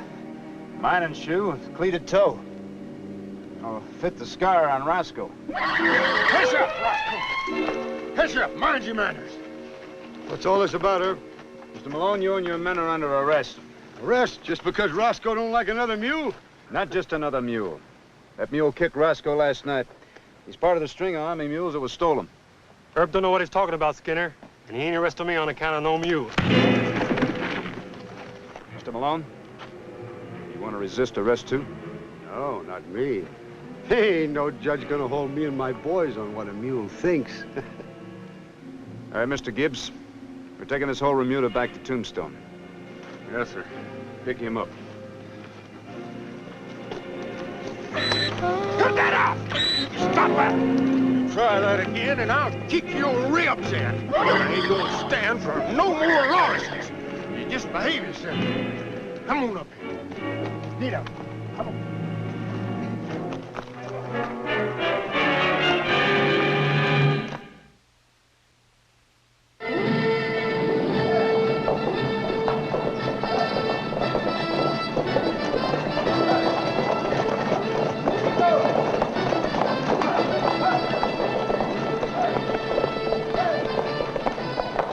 Quiet! Good work. How'd you find them? I didn't. Roscoe found him. No time for jokes. Unc Toomey is conscious now. He could stand a little questioning. That's fine. Ask him if he can give a description of the Army animals that were stolen, will you? Now, that makes sense. Thanks. Roscoe found them. Marshal Earp, is this supposed to be a joke? No, sir. No, Roscoe recognized the mule that kicked him during the robbery, and on the strength of that evidence, I arrested Skinner Malone, his men, and seized their remuda. The court would like a demonstration of Roscoe's extraordinary powers. All right, sir. I have 4 mules out and back there. Shotgun is over with Dr. Goodfellow taking a statement from Unc Toomey. I'll handle Roscoe so that he can't be accused of taking suggestions from Shotgun. That fair enough? No. I must demand the immediate arraignment of Louis Vanek, the man I brought in. Well, it's time for that, Lieutenant. Mr. Earp will be allowed to present his case. Thank you, sir.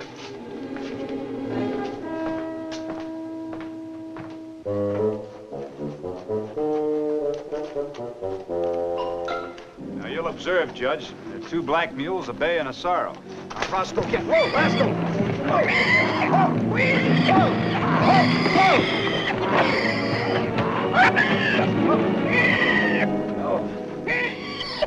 It's amazing. Why are you so sure that's the mule that kicked him? Well, I measured his hind shoes. Fits the bruise on Roscoe. Too bad it's not legal evidence. Why not? Well, the mule has no standing in a court of law. Obviously not. Your Honor, may we get on with the arraignment of that gypsy? Oh, that's good.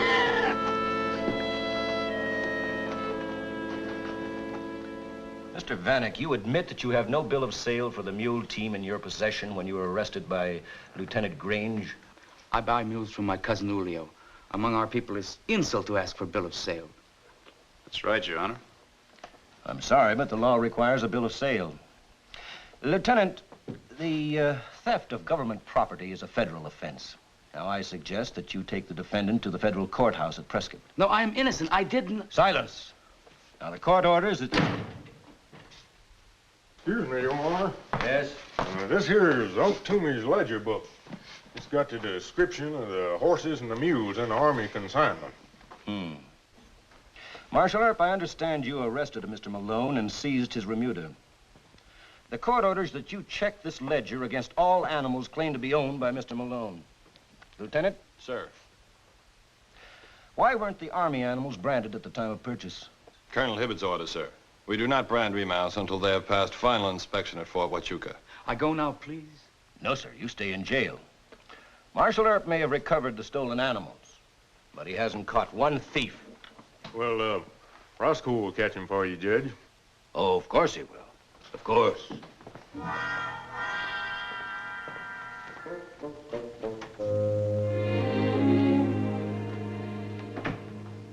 What? I'll let Roscoe smell of him, but Roscoe don't think he is with them thieves that run off with the stock. Roscoe ought to be the Chief John Law in Arizona. You making small of my mule?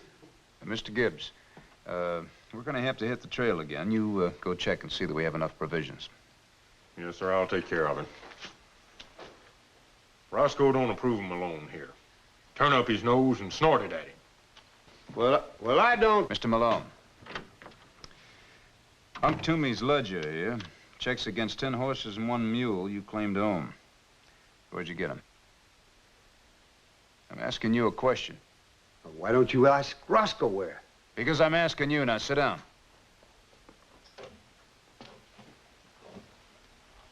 Now, it may surprise you to know that I can hold you and your men as receiving stolen goods on this evidence here. You gotta prove that we knew they were stolen. No. Judge Spicer is holding young Vanek because he has no bill of sale. Have you? Well... Now, the local juries are prejudiced against horse traders. Well, hang that gypsy, sure. Maybe you too. Yeah. I'll tell you what I'll do. I'll make a deal. No deals. But if you supply information leading to the arrest of the thieves, Judge Spicer will take that into account.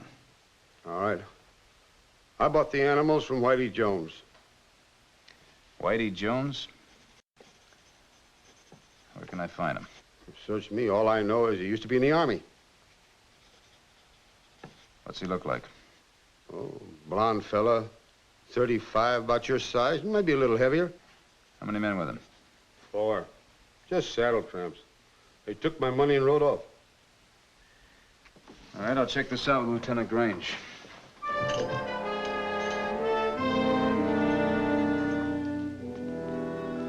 Well? Jones is a common name. There were lots of them nicknamed Whitey, I imagine. He must be using an alias. You're forgetting something, Lieutenant. What? This had to be an inside job at your own post. Incredible. A consignment of remounts must be of record at Fort Huachuca. Who buys them? One of the post settlers, I think. A civilian? But you didn't check the settlers, did you? You just rode right off and arrested the first gypsy you could find. Are you trying to take over Army intelligence? A deputy United States Marshal who gets his information from a mule? Roscoe found your stolen remounts. Now, I was going to let you and Corporal Higgins return them to the fort and claim full credit. Now, Mr. Gibbs and I'll ride along. You're a greener, Lieutenant. You just may get lost.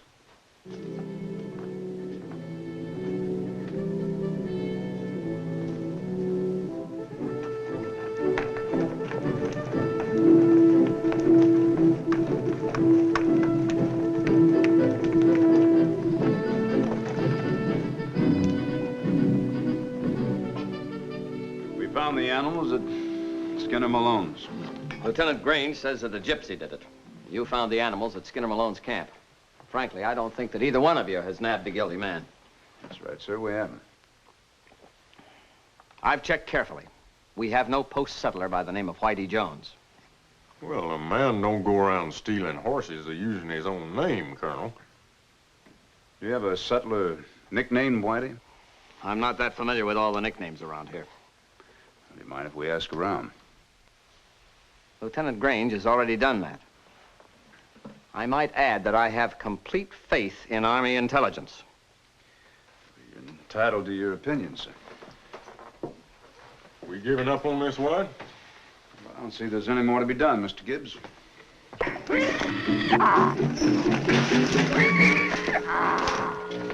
Roscoe.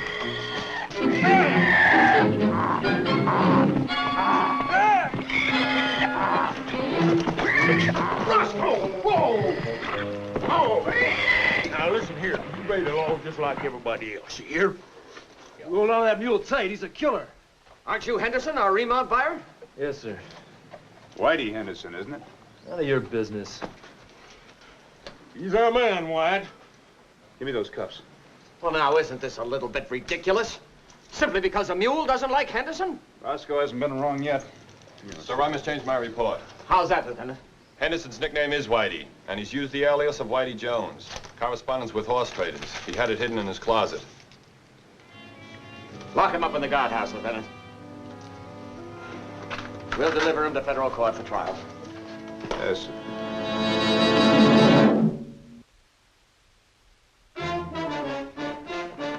Oh. Hey, you know, I almost forgot something. What's that? Here, for Roscoe. Oh, no. We thank you kindly just the same. You know, Roscoe's big-headed enough as it is. Used to make him a deputy marshal, they just wouldn't be no living with him at all, White. Well, perhaps you're right. I don't think Roscoe agrees with us.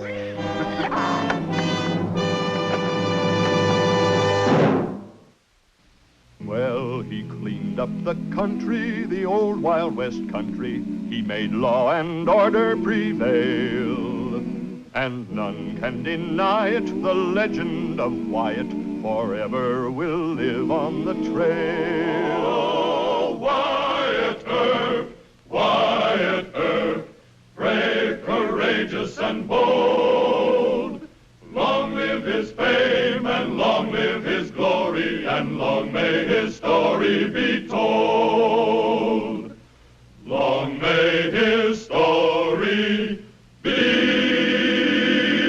told.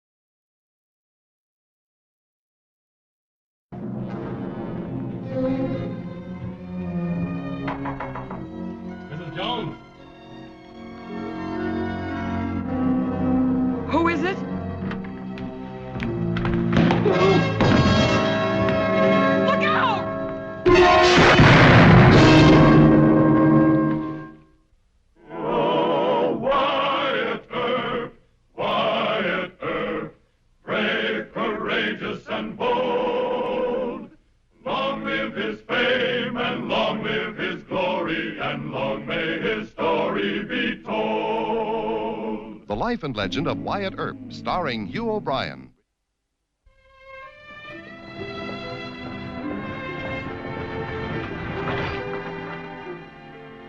Ned Buntline was a celebrated author of dime novel thrillers. He was also a friend and admirer of Wyatt Earp, to whom he presented the long-barreled Colt 45 known as the Buntline Special.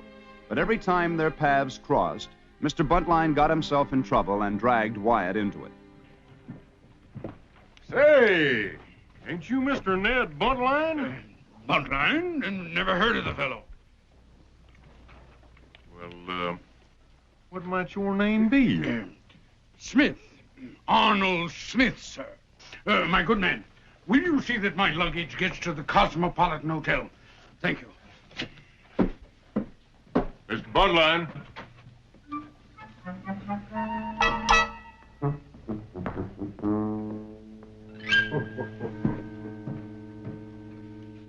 And for me, there's only one author in the world to write my story.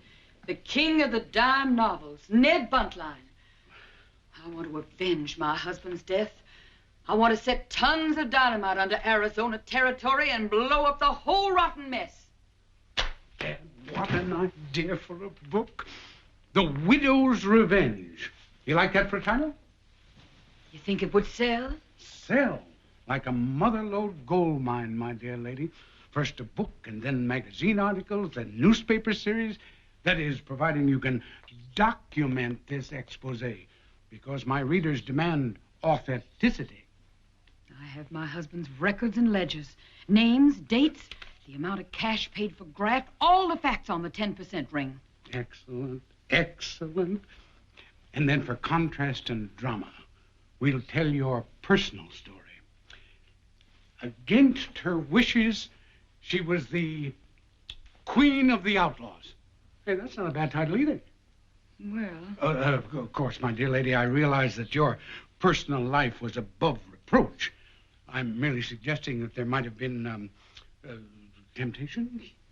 Yes. Yes, there were. Of a romantic nature, perhaps? Well, I'll handle that delicately and with good taste, because Ned Buntline's heroines are often tempted, but they always fight for and preserve their good names. I'm not worried about that. Well, we'll start to work tomorrow morning, eh? Oh, I'd rather talk business right now. How much will there be in this for me? Money. Oh, yes, money, of course. Well, I was thinking in terms of $5,000. Not enough. Not nearly enough for the risk I'm taking. Well, I know too much. If my husband's enemies find out what I'm doing, they'll gun me down. Oh, I'm terrified. Please, please take me to New York. To New York? Oh, my dear lady. Oh, confound that waiter. Will you excuse me?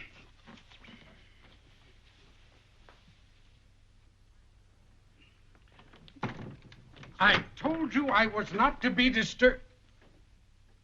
Good evening. I'm Marshal Earp. Good evening. I am Arnold Smith, sir. And this lady is my sister. Ma'am? May I ask the reason for this visit, sir? Hello, Mr. Buntline. Hello, Wyatt. Oh, dear. And aren't you Mrs. Amy Jones? What if I am? I'd like to ask you a few questions. Now, confound it, Wyatt. My meeting with this lady is legal and it's respectable, and I may remind you it's confidential. Yes, we don't wish to be disturbed. I'm sorry, but I won't be able to oblige. You'll have to come along with me. You mean you're arresting me? On what grounds? Giving false information to a police officer.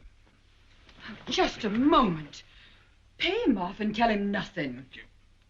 Pay Wyatt off? Wyatt Earp? This man is the quintessence of integrity and honor. Well, let's not argue with Mrs. Jones. She's had men killed for less than that, Mr. Buntline. I'll see you later, Mrs. Jones. Well, I'll see you later, too. I will not stand for this, because this...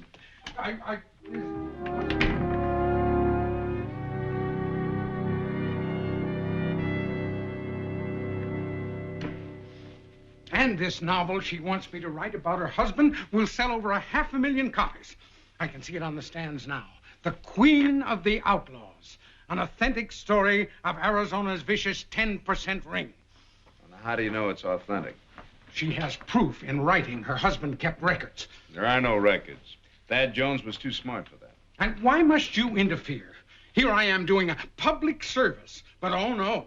You, my old friend, want to arrest me on some trumped-up nothing. Mr. Buntline, please. You are not under arrest. I am just trying to help you. I owe my readers that book, and they shall have it. All right, go ahead and write it. You'll both be killed. And I shall not be frightened, and I shall not be swerved, and I shall not... Killed, did you say? Mr. Buntline, Thad Jones was murdered. He was shot from ambush by his own men.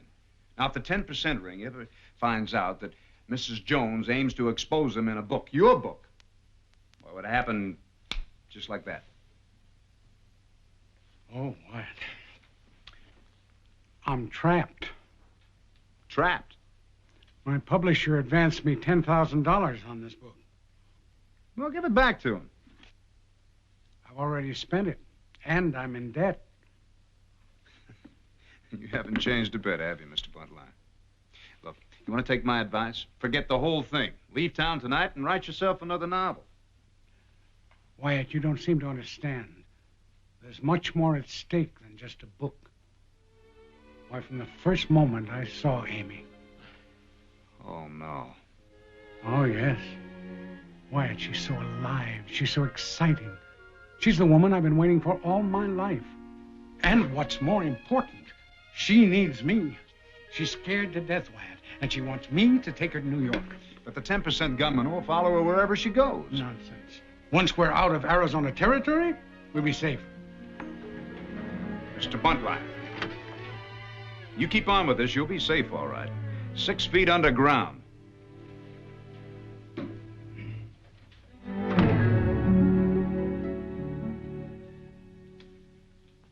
Now, Mrs. Jones, I want the names and descriptions of the Tucson hoodlums that might be sent here to kill you, like they killed your husband. You've no right to question me. As long as you're here in Tombstone, it's my job to see that you don't get hurt. But I'm not staying here. Mr. Buntline has taken me to New York, and I won't let you talk him out of it. Gunslingers don't scare me, especially here in Wyatt Earp's town. Why don't you forget the whole thing? Not a chance. I've waited too long to meet Ned Buntline, and when he takes me to New York, I'll have everything I want.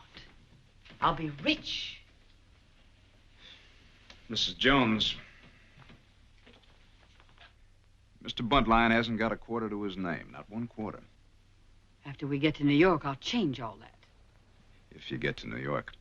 Right now, Mr. Buntline couldn't buy you a stagecoach ticket to Benson. Mr. Earp, I don't think you understand me. Put yourself in my position. I'm a helpless widow alone in Arizona territory. Am I to be deprived of my right to live? Please, please give me that chance. Well, that's what I'm trying to do. Did anyone ever tell you you're a handsome man, Mr. Earp? Very handsome. Why don't you protect me? I'd enjoy that.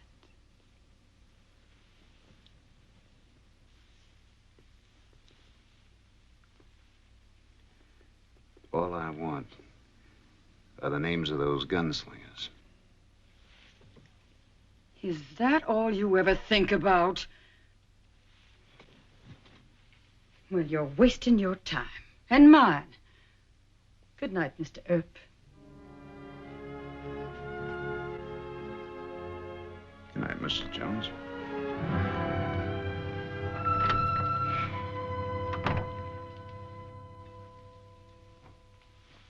Amy Jones knows too much, and she talks too much. Get rid of her. I still say it's better to wait till she gets out of Tombstone. Afraid of Wyatt Earp? I've done too much for you 10%ers to take that kind of talk. You'll take it and like it. We pulled tougher jobs than this before you knew which end of a gun did what. Now head on into Tombstone and get it over with, or we'll do it for you.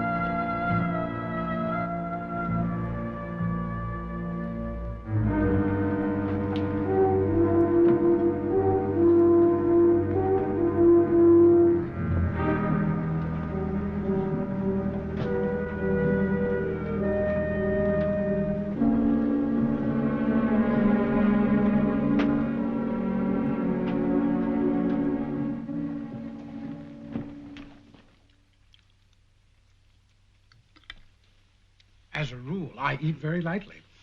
But sharing breakfast with you seems to stimulate my appetite. Ned, take me to New York today. You are so direct with things. I've never met a woman like you. There's a stagecoach leaving for Benson this afternoon. We can catch a train from there.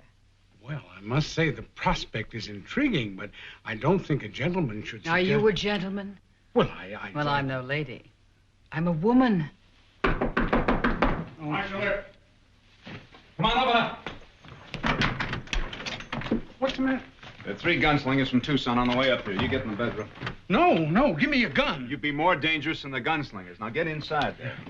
If you need any assistance, you call on me. Sure. Now, as soon as they knock, you answer. You get in there, too. Take that side. No.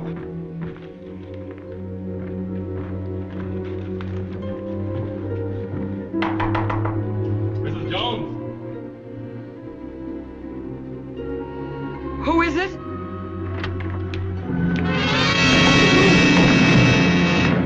Look out! Get him over to Dr. Goodfellow. Are you hit? No, I think I'm going to faint. Not you. Come on, stand up. Amy! Oh. Amy, my brave, my beautiful. Yes, I will take you away from all this. Oh, Ned. Yes. And Wyatt, don't you try to stop us. Get moving. Just a moment. I'll take my gun back if you don't mind. You get that when you leave Tombstone. It's against the law to carry a gun in this town. Here. I suggest you read that. Move.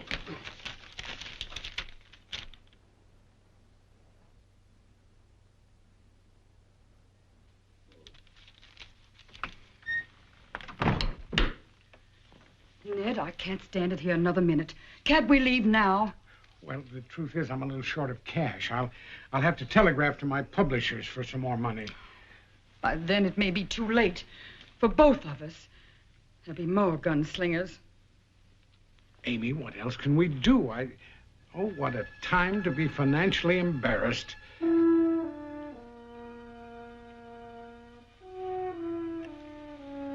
Don't worry, darling. I'll get the money. But how? You just leave that to me.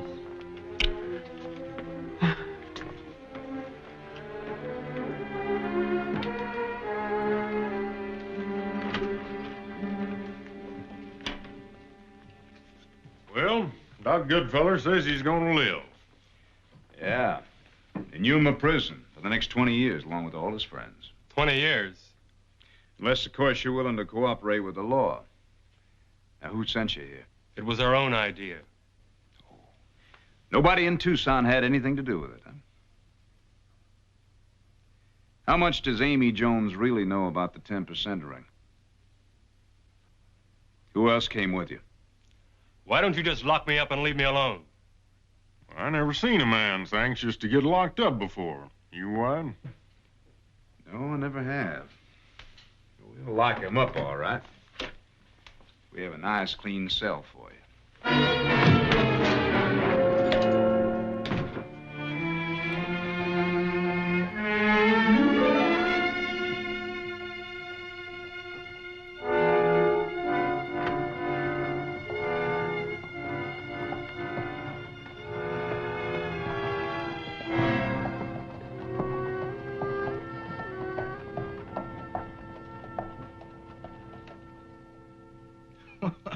pay you $1,000 for a story, Mrs. Jones? Well, that's impossible. I don't think so, Mr. Dameron. Especially after all my husband did for you. Now let's get down to cases. How would you like to have written proof that Wyatt Earp accepted bribes? From a 10% ring? Well, I don't believe it. My husband was too smart to involve the ring. He made Earp sign receipts for loans from the Bank of Tucson. And you know who owns that. 10%ers. They sent me here. They're out to trap Earp one way or another. What about those Tucson gunslingers that tried to kill you last night? They came here to get Ned Buntline. They know he plans to write a book exposing the 10% ring. Why do I have to pay for evidence against Earp? I'm working for the 10%ers. The crowd in Tucson figures you've made enough money. It's time you paid some of it back. Well, take a day or so for me to put my hands on that much cash. I want the cash now. You drive a harder bargain than your husband did. So I've been told. The money, please.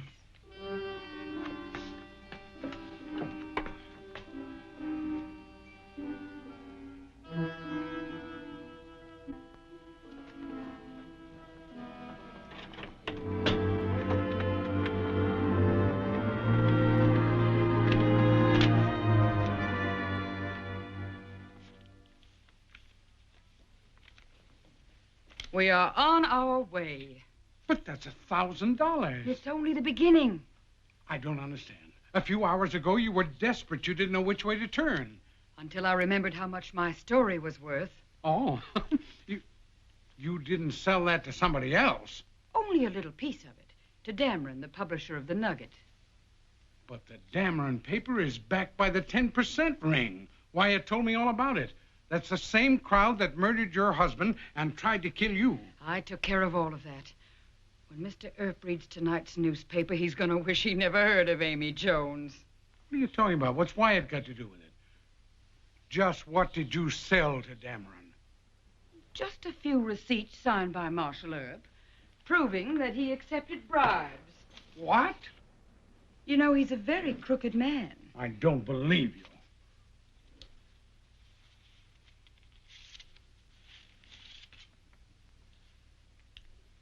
And there are plenty more where those came from. Well, whose signature is that? It's Wyatt's handwriting, all right. All these years, I thought he was an honest man. Every man is honest until it comes to money. Are you packed? Huh? Oh, yes. Then get us on that stagecoach to Benson. And if it's filled, rent a carriage. I'll meet you in front of the hotel with all the luggage. But, Amy, Hurry!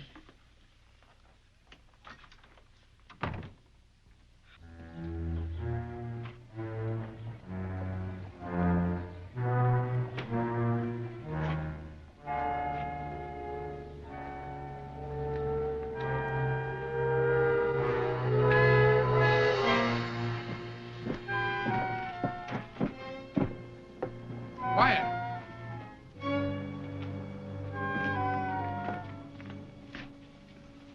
Wyatt, how could you do it? Do what? Take bribes from the 10% ring.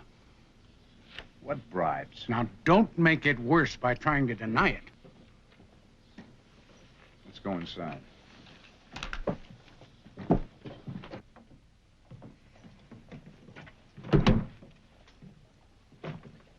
Thank you, Porter.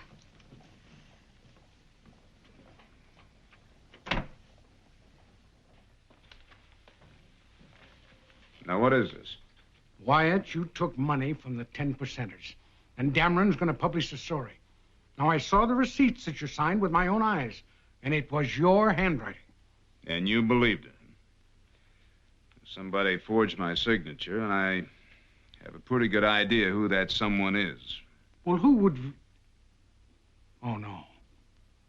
No, that couldn't be. Amy wouldn't do such a thing. The forgery is just one of her many accomplishments. I know her record. She's been in and out of prison half her life. Not Amy. I don't believe it. She's one of the most wonderful women I've ever met, and I will not permit you to malign her. Mr. Buntline, I don't understand you being taken this way. You're a man of the world. Can't you see that you're being used? Now, if you take her to New York, she'll bleed you white and drop you like a hot horseshoe. Oh, yes? Well, then why should she give me all this money that she got from Dameron? Can you catch a fish without bait?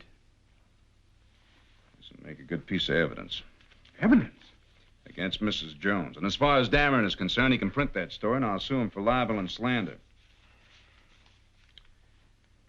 You still don't believe me, do you? All right, I'll prove it to you.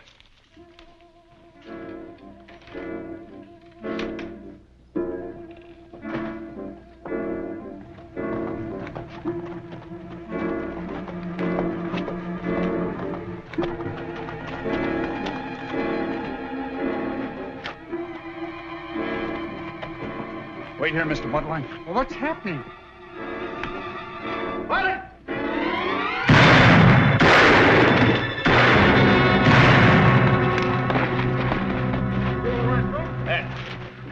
Amy! Take care of him. Amy! Amy! Oh, thank heaven you're all right. Where have you been? What about the stagecoach tickets? Before you go anywhere, suppose we all go over and have a nice little talk with Mr. Dameron.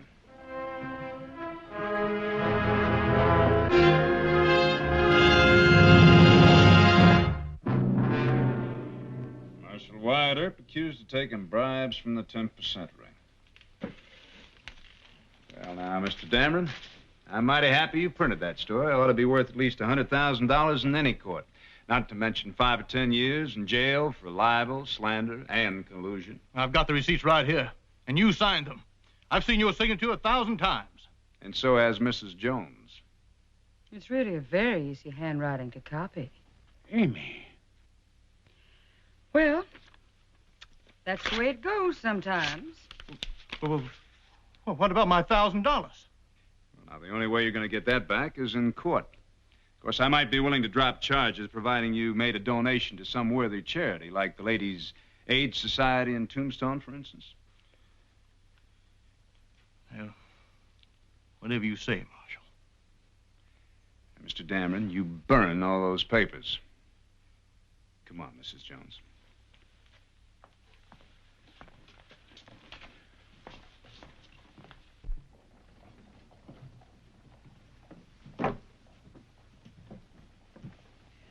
Well, Marshal, what's going to happen to me?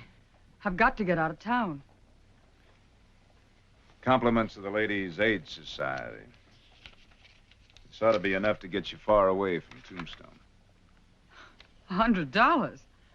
I got 1,000. 10%. Being a member of the ring, that puts you right back where you started from. Goodbye, Mrs. Jones.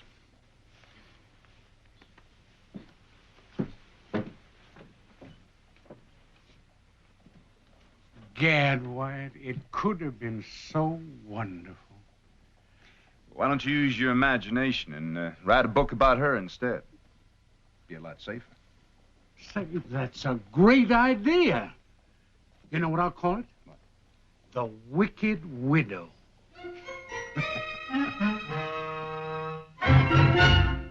Well, he cleaned up the country, the old Wild West country. He made law and order prevail.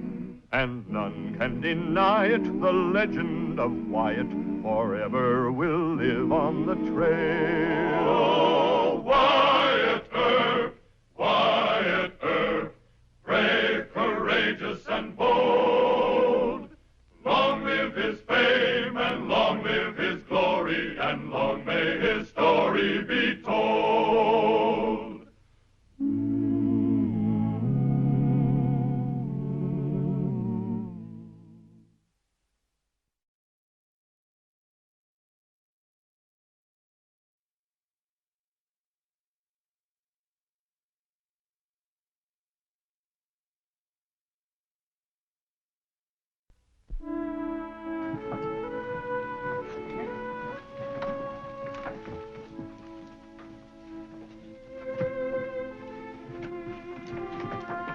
Oh, good evening, Marshal Earp.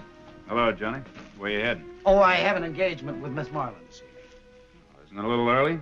Her show's not over yet. No, I'm presenting these flowers to Miss Marlin at the final curtain, and I'm escorting her to a late supper. Isn't that nice? It's too bad about her. What do you mean? I mean, a whole town full of bachelors, and she goes out with you. Some women have no taste in men. Oh, Wyatt Earp, brave, courageous, and bold. Long live his fame, and long live his glory, and long may his story be told. The Life and Legend of Wyatt Earp, starring Hugh O'Brien. Marshal Wyatt Earp struggled to prove that Sheriff John Behan was hand in glove with the Clanton outlaws and the corrupt 10% ring took a strange new turn when Miss Minna Marlin arrived in Tombstone. Miss Marlin was the star of a dramatic company playing at the Birdcage Theater, but she became the central figure of a real-life drama, a drama which had the whole town talking. Good evening. Oh, Mr. Behan, this is delightful. Well, I'm glad you like it. May I have a vase for your lovely flowers? For you, anything. Well, Would you put these flowers in a vase, Miss Marlin, please? Thank you. May I?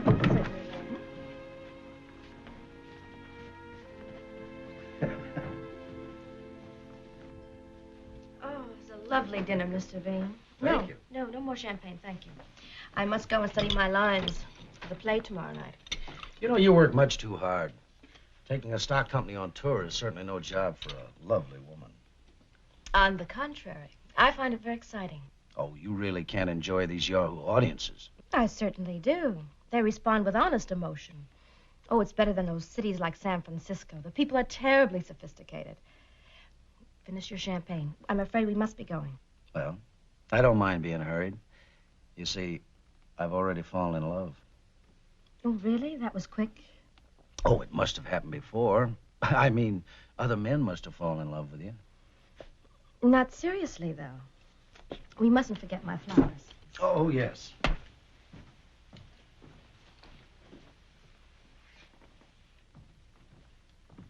Miss Marlin, do you think I'm just a poor country sheriff? Poor? I never ask a man how much money he has, Mr. Behan. You know, my salary with fees is about $40,000 a year. That's a lot. And I collect all the taxes in Cochise County. My share of court costs and fees is around $10,000. You are rich. And I'm just getting started politically. You see, I'm trusted and supported by old man Clanton and his people. They like me in Tucson. As a matter of fact, I might even get to be governor of the territory one day. You know, telling you things like this isn't very romantic, but I believe that a woman who's used to luxuries shouldn't sacrifice them. And believe me, Miss Marlin, you won't have to. I'll hold the flowers while you wrap a napkin around the stems, please. Yes. You know, I didn't expect you to commit yourself in such a brief acquaintance, but I had to let you know how I really felt. It's very flattering, Mr. Behan. And you're not angry? Of course not, but we must be going. Miss Marlin, you will see me again? I'll give it serious thought, Mr. Behan.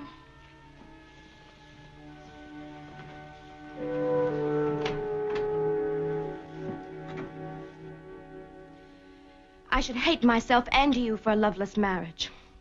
I will not be purchased like a slave girl. I will not join a harem I will not be purchased like a slave girl and join a harem of desolate memories. Yes.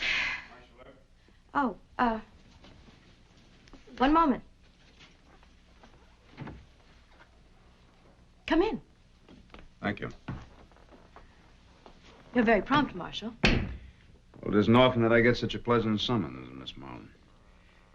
Most actresses I've met... You have some information that troubled you? Yes. Would you sit down? Thank you. I had supper last night with your sheriff. It was a most revealing conversation. It might have been the champagne or the fact that he felt he should impress me. But I don't think an officer of the law should brag about his friendship with lawless men. Did you happen to know about his connection with the Clantons, for instance? Well, even the voters know about it. They don't seem to care. Oh, that's dreadful. Well, it's the politics of this territory. We're still fighting the Civil War. Is Mr. Bean a Confederate? No. I have too much respect for the Johnny Rebs to call Bean or Old Man Clanton Confederates. You see, Arizona Territory was settled primarily by deserters from the Southern Army and outlaw renegades. I didn't know that. There's no reason why you should. But it's my job to know, and it's my job to try and clean up Arizona. Sheriff Bean chose the other side. Well, I don't know what to do about him. He says he's in love with me and that he wants to marry me. I never heard of Bean offering marriage before. He did. He even told me his wedding gift is going to be the profit from a big shipment of silver ore. $50,000 worth. It's very embarrassing. After what he's told me about himself, I foolishly promised to see him again tonight. Of course, I'll have to break the appointment. I didn't like him very much, but I had no reason to refuse him. I'm sorry, Marshal. I shouldn't make this your concern. I'll be a very willing volunteer. Volunteer? Miss Marlin, I'd be very proud to take you to supper tonight myself. Oh. Oh, well, I guess I better tell you the truth. Truth? I used Mr. Bean to try to interest you. Oh, I know it's terribly feminine and disgusting. Well, it is feminine, but I like it. A woman shouldn't chase after a man. We're not doing that. I just think that you want me to help you get rid of Bean. And as long as the truth is being told, I better toss in my share. I don't like Bean much either. Considers himself quite a ladies' man. And if you took me away from him, he'd be considered a laughingstock. Well, that's part of it. What's the other part? Well, the other part is that I've been watching you from the back of the theater every night. And Mr. Bean had nothing to do about that. Why, thank you, Marshal. It's true that there is bad blood between me and the sheriff, but you shouldn't concern yourself about it. You'll just be in Tombstone another week, and that'll be just another booking on your tour. I doubt that. Well, supper tonight, then, after the show? Tonight.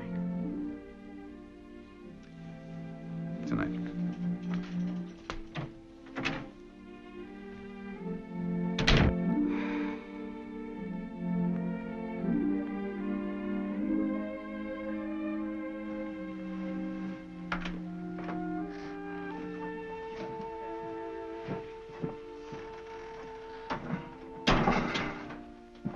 Good evening, Miss Martin. Oh, Mr. Bean, didn't you get my message? No, I didn't. Evening, Johnny. Evening, Marshal. I'm sorry. Mr. Earp has invited me for supper. I sent you a note. I see.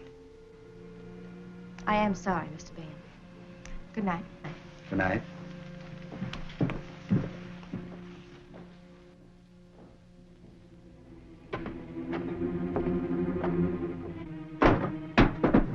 So Wyatt Earp beat your time. Oh, shut up.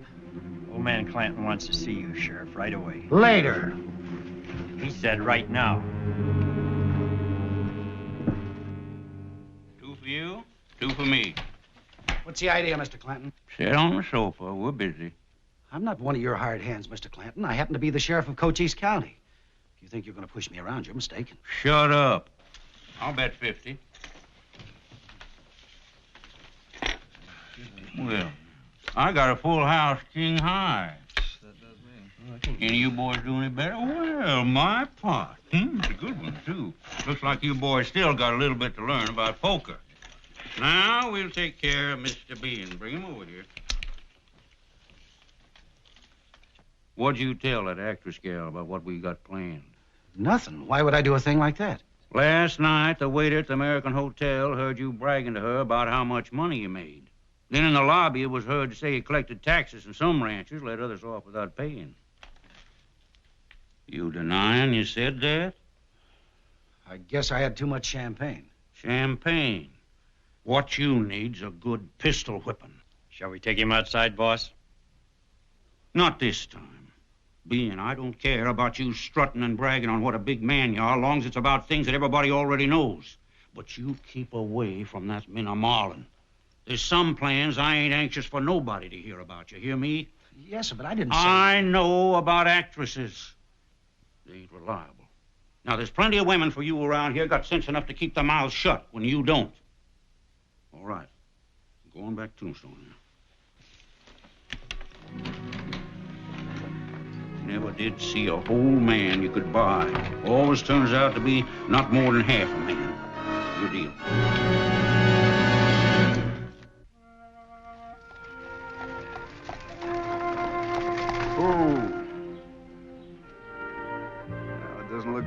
Very much like San Francisco, does it? No. It has a sort of frightening beauty about it. It looks like the landscape on a star. I think you should write a piece for Mr. Clum's newspaper. Maybe I will.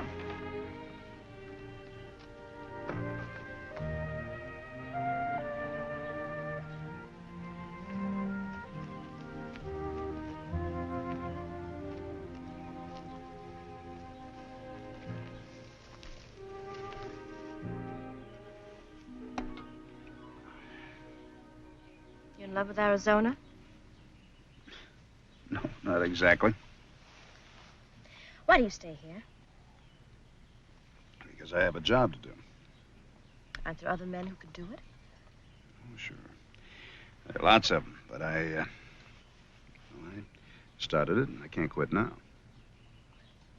Like, not deserting in the face of the enemy? Something like that. Now, I was thinking... My folks own a very large construction company in San Francisco.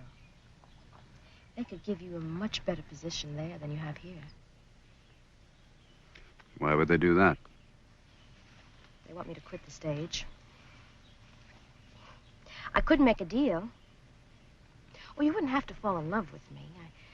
I would just hint to the family that you might. Your family that desperate? Yes. But they wouldn't have to be, after they met you. I think it's time we'd better be going. I've got to go on patrol at 3 o'clock. What's the matter? Look, I just wouldn't exactly make good husband material. Why? Because I'm just a John Law and makes $150 a month. I can't get any life insurance. All the agents tell me I'm a bad risk. And it's true. Does that mean you could never fall in love with me? No. I'm trying to say that I think you ought to forget about this. And if I don't? You will. I don't think so.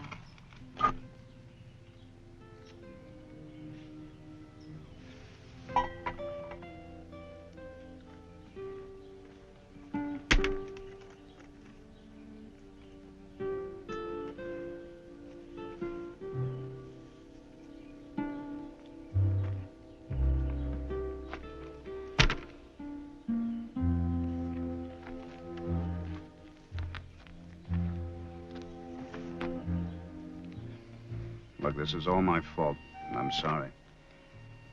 You were worried about being, and I took advantage of that. I tried to make him jealous, and that was wrong. We should stop imagining things about us. You're an intelligent girl. You should know better. Yes, sir. You go on back to San Francisco. Fall in love with somebody that has something to offer. They dig a new grave for me every week. I can't leave, and if I don't, I'll wind up in Boot Hill. Are you back in your right mind? Mm-hmm. Marry me? You get up in that bucket.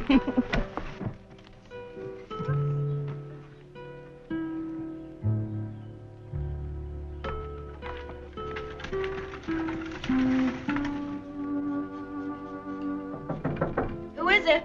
Johnny B, and I've got to talk to you. Well, not now. Later, please. Right now.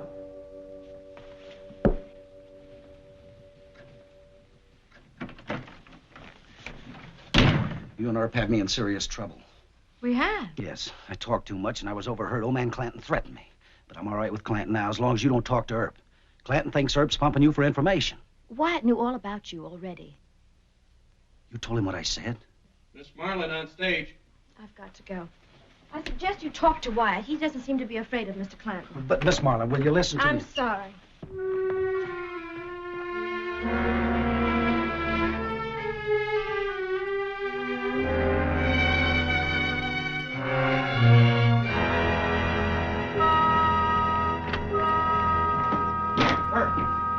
I've got to talk to you.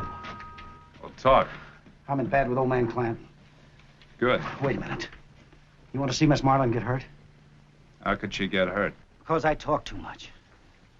Nothing important, but old man Clanton may get the idea that I told her more than I really did, and he might think she's repeating it to you.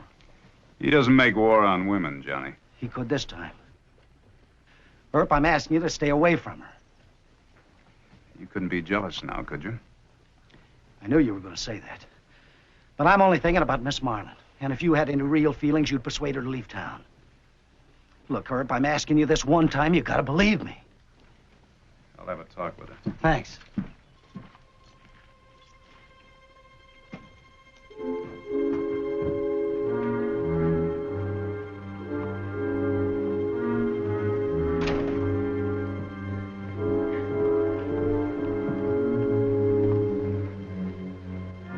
See?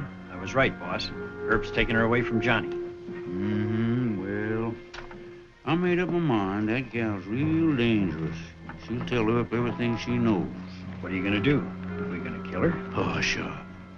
I never had to kill no women yet. No, we'll just fix it so as nobody will believe what she says.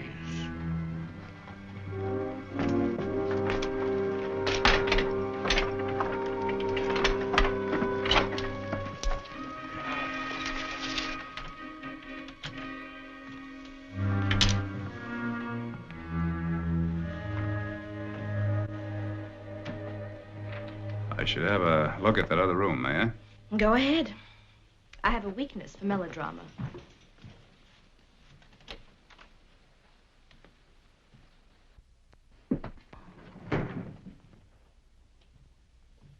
I don't like that balcony window in there. Too close to the back stairs. Why don't you change quarters? Oh, now really, Wyatt. Am I going to be a victim of a murder or something? Bean's telling the truth for the first time in his life. He can't afford to take chances. All right. Then why don't you stay here and guard me? In here? No. People will talk, hmm? They certainly would. Look, there's nothing funny about this. Clanton's got hangers-on all over town. You know how to handle a gun?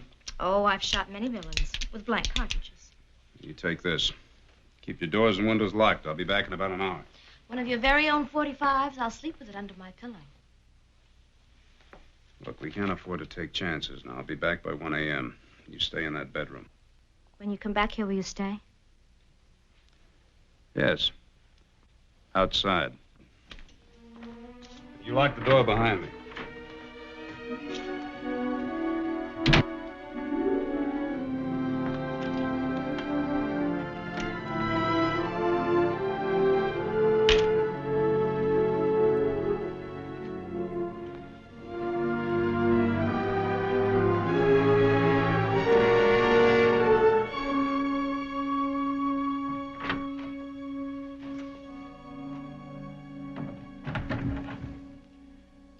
Mr. Gibbs, you watch the front of the hotel.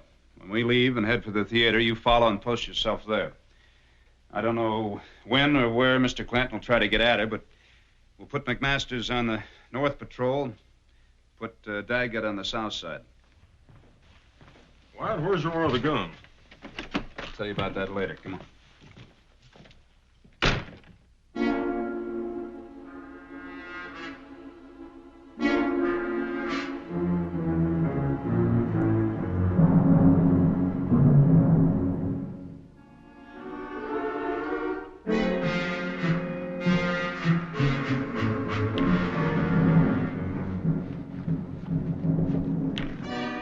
Wyatt, is that you?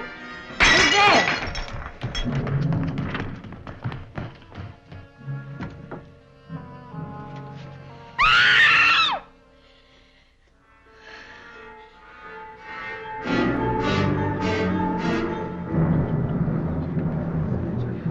door. There, you folks go about your business. Get along with you. You any idea who he is? I never saw him before. I was dozing in the bedroom and I heard sounds.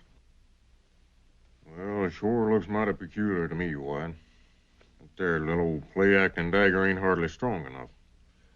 There's blood spots leading from the hall door, too. I know it. Well, I'll go get Doc Goodfeller. Go and get dressed. Am I arrested? No. Another hotel with Mr. Gibbs on guard is the place for you.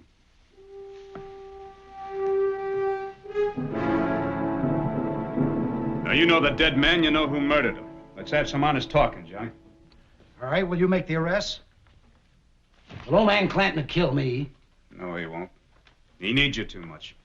Of course, we could have Miss Minna stand trial and be charged with murder. I think a lot more of her than you do. All right, then you play the big hero. Let's get Mr. Gibbs in a ride.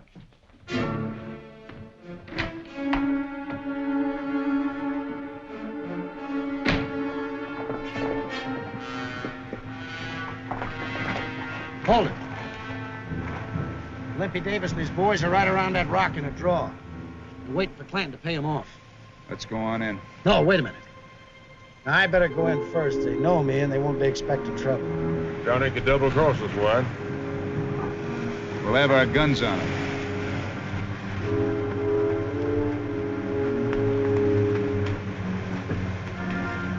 After you, Sheriff.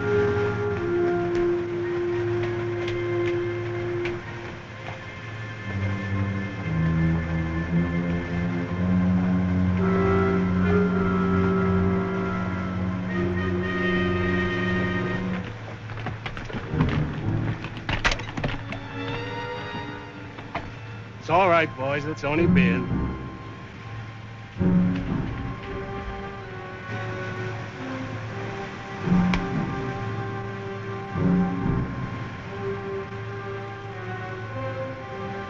Well, boys. Did you bring our money? No, I'm going to arrest you. This is a joke. Why, you double-crossing Judas. Hold it! Throw him down! Drop it. Come on.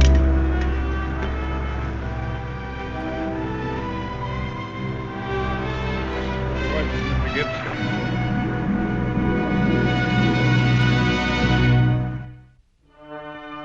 I made Limpy think he was dying.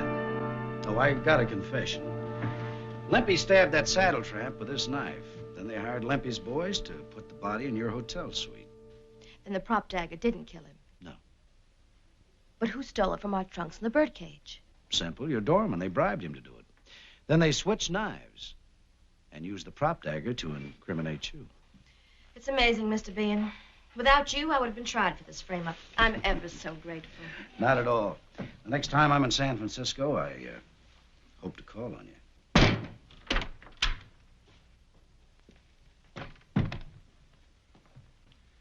The stage will stop right outside for you, Miss Minna. Thank you, Marshal. Would you excuse us, Mr. Bean? No. Goodbye.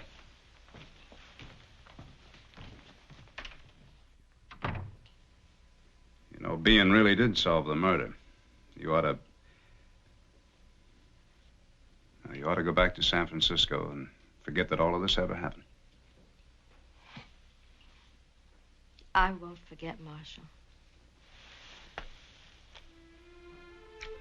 All aboard. All aboard. Hey, Marshal Earp. She'll be right out.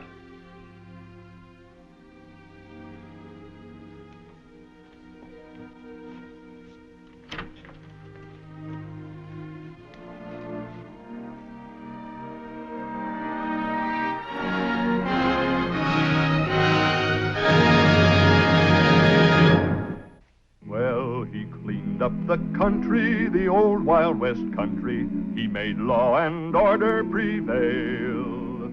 And none can deny it, the legend of Wyatt forever will live on the trail. Oh, Wyatt Earp, Wyatt Earp, brave, courageous, and bold. Long live his fame, and long live his glory, and long may his story be told.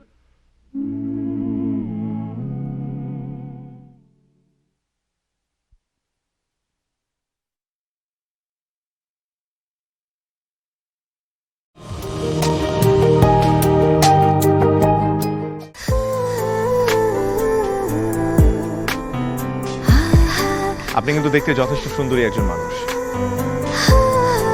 দেখতে বেশ romantic, যেন শেক্সপিয়ারের নাটকের কোনো নায়িকার মতো। ভেবেছিলাম, কিন্তু আপনি তো পুরোটাই মর্মান্তিক।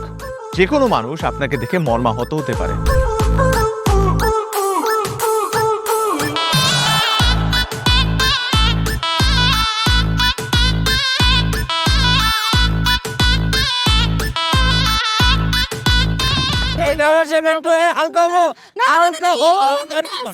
এইখানে গাড়ি থামা। আমার হালকা হতে 1 মাস সময় লেগেছে।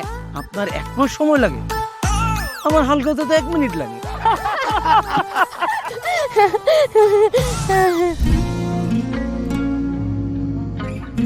আমার কাছে মনে হয় জীবনসঙ্গী এমন হওয়া উচিত যার সাথে আপনি প্রতিটা মুহূর্ত উপভোগ করতে পারবেন, সারাক্ষণ খুনসুটিতে মেতে থাকতে পারবেন,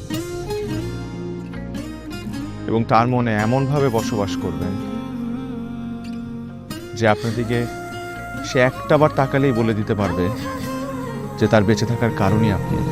পথে চলতে চলতে, কথা বলতে বলতে, কখন যেন হলে আমার। জানি গল্পে গল্পে, মিশে অল্পে অল্পে, আমিও হয়ে গেছি তোমার।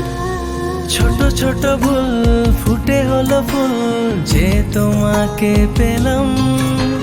গুটি গুটি পাই স্বপ্নের নাই, আমি ভেসে গেলাম। আপনি কি মনে করেছেন একজন মানুষ আমার জীবন থেকে চলে গিয়েছে এবং আপনি সেই সুযোগটা কাজে লাগিয়ে আপনার ফিলিংস গুলো আমার কাছে এক্সপ্রেস করবেন আর আমি সেটা হ্যাপিলি অ্যাকসেপ্ট করে নিব? এই হচ্ছে আপনার বন্ধুত্বের নমুনা? রোদের পাখি তোর শহরে, আমার মনের স্বপ্ন ঘিরে। ওরে পাখি ওরে সারাক্ষণ, তোর শহরে বৃষ্টি হলে ভিজে আমার মন।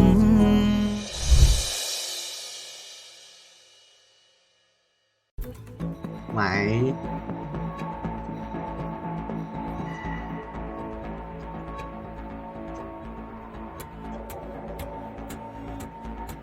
Mày quyết kiểu với hả? Tôi biết chuyện sự bình chilling nhé. Kia na cầm kiếm này, cái đai máu này, kia na cầm kiếm này. Rồi. Thằng lấy đâu? Chuẩn không? Chuẩn không? Chuẩn không? Chuẩn không? Tranh mày tranh với tao. Nhiều record á. 233 vòng. Mình bắt đầu bây giờ. Nhật báo á. Vậy cũng chưa đi 30% hả? 20% kiếp quỷ à? 100 không? 110 à? Kiểu tầm lắm. Quá. Để được năng bay cho mình. Ai mà lại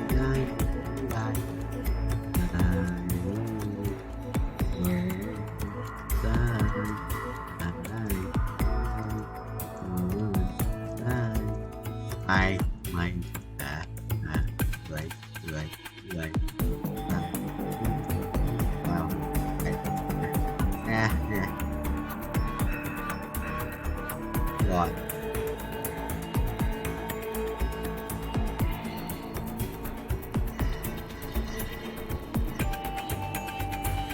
cái tồn tại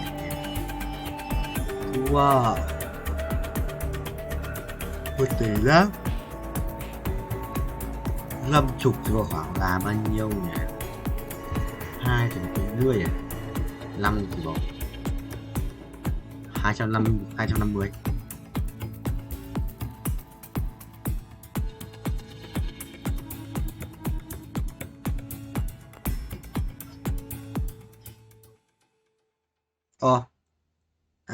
Đủ.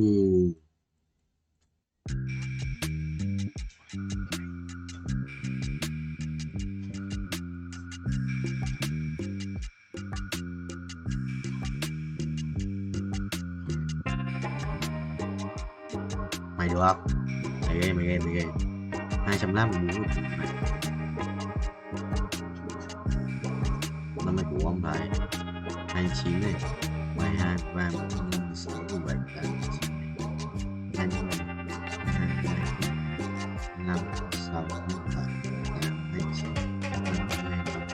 29, 3, 35, 36, 6, 3, 7, 8, 40 à?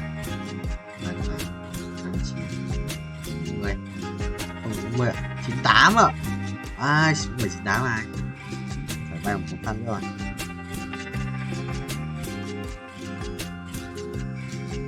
What the hell? ভালোবাসা সুন্দর, ভালোবাসাও সুন্দর। মানুষ নিজের অজান্তেই ভালোবেসে ফেলে।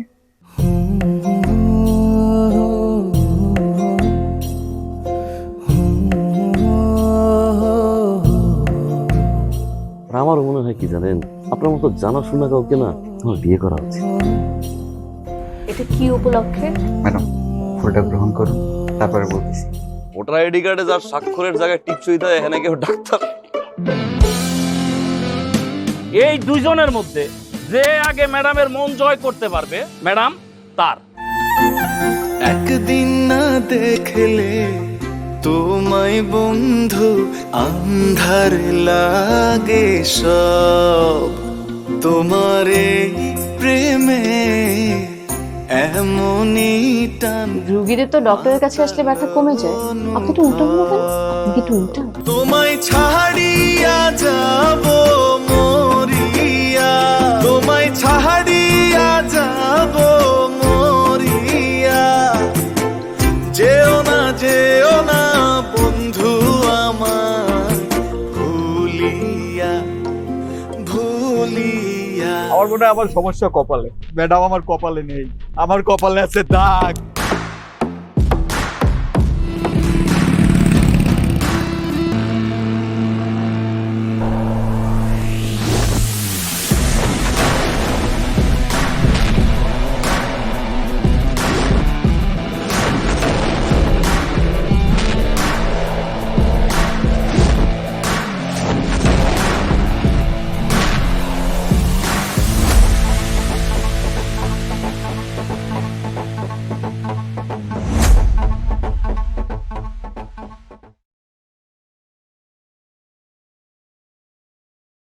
Một video 1 ngày 5 tháng 7 2024 bên chia link Astro của anh sẽ bay tiếp cho các em xem nhé. Ok, để tự lại.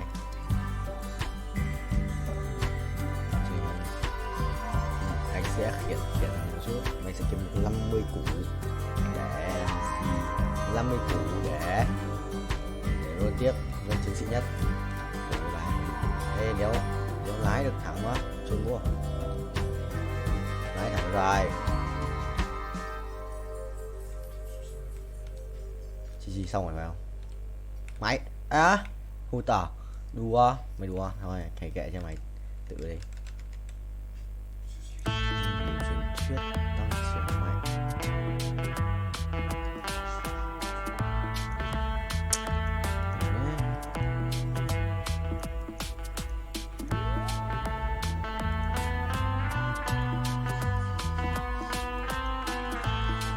Xa sửa binh nhé.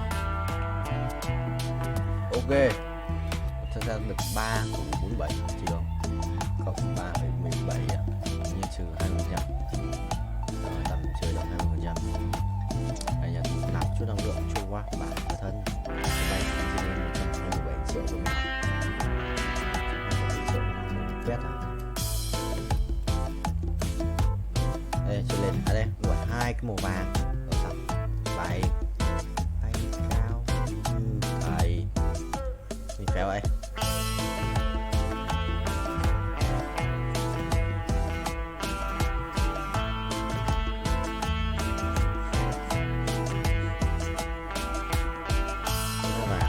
Sao?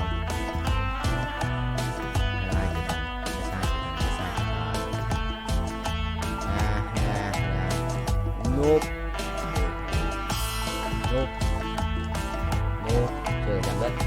Tiếp thằng này quỷ à? Ác quỷ vô ba à? Đùa tao. Cái này rất là kiểu rồi. Dọc à?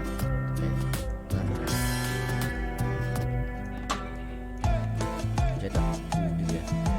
2 phút rồi. 2 phút hơn của pháo. Mày cộng 10 cho thời. Để nhìn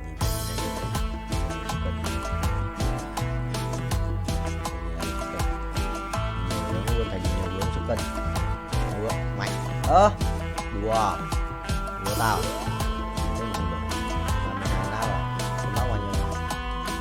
Rồi đấy. Ngã chéo mà. Thêm không được. 16 লাভ। তোমাকে 15 লাখ টাকাই দিতে হবে। তুমি যদি দিতে না পারো তোমার বাবাকে কল দাও। তোমার যত জমি জিরাত বাড়িতে যা যা আছে এগুলো বেচা হইলো তোমরা আমাদের টাকা পাই পাই করে শোধ করবা।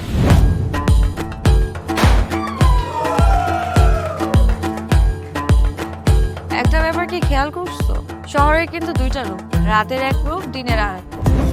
বেঁধেছি ঘর হৃদয়ের পর গাঢ় সবুজ ওই গহীন বনে। আরে ব্রো, সবসময় চিল থাকতে হবে, কিচ্ছু মাথায় নেওয়া যাবে না। ভালোবাসা হচ্ছে একজন আরেকজনের উপর ভরসা করে, একজন আরেকজনের হাতের উপর হাত রেখে এই জীবনটা কাটিয়ে দেয়। কিছু মানুষ এই রাত জেগে থাকে আর টাকার বিনিময়ে সুখ খুঁজে। বসুন। এখন তো সিরিয়াস হওয়া উচিত, তাই না? আমি তো কোথাও যাচ্ছি না পার্টি করতে। তুমি কেন যাচ্ছ? কেন বন্ধ করতে পারতেছো না বলো তো?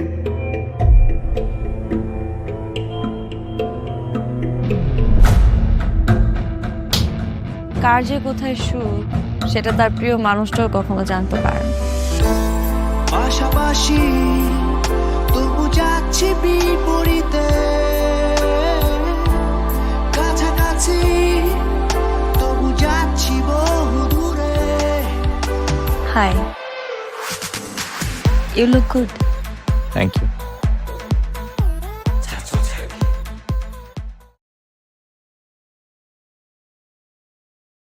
Cũng đau vậy? Tao sửa cả mày đi, anh chết lắm. Đừng nhặt nhầm đồ, đừng nhặt nhầm đồ, đừng nhặt nhầm đồ, đừng nhặt nhầm đồ. Xong. Có đủ đồ này. Chả có quan lòng gì đấy, có ấn gì à? Ấn gì ấy? Ấn thần thoại, ấn sử gia. Trồn nào? Trồn khó. 400 củ đây. Vì có phải nữa là 531 củ. Thì ăn perfect. Không hiểu. Perfect. Mini code 416 lap. Qua 400 lap rồi. Rồi.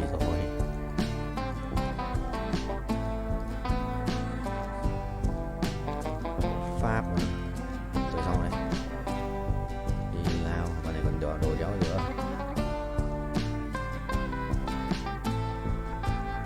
Còn nào đạp phép không? Sắt thương phép này. Sắt 500 sắt thương phép này. Con này full sắt thương phép này. Ok. Nào đéo có gì. Còn một cái kìm có đồ mà đéo. Ok, xong. Với ai đây? Ba cái thằng kia. Bạn kia có lắc thì sự láo đấy.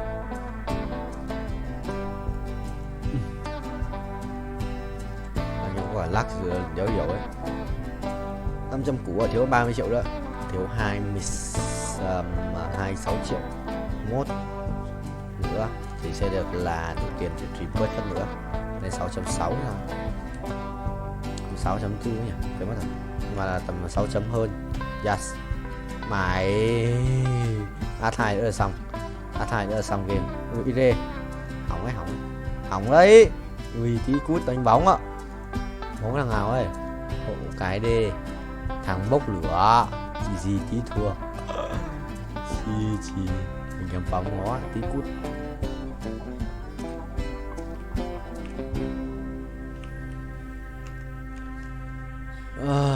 Cho thêm máu à? 19 thì làm chi? Giờ mình phải thắng không mình cút. Một trong hai thằng này.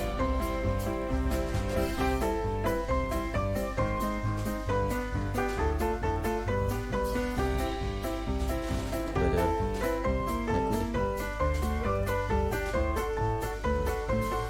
Vẫn được, vẫn đéo đủ. Kéo ra át này. cầm 2 con át. Một thằng cầm 2 con át đấy. Thằng này không cầm át nào. Mà nó muốn lửa đeo giết nó rồi. Nó thằng máu của bây giờ thì 15. Nó mà chết mình chỉ chết.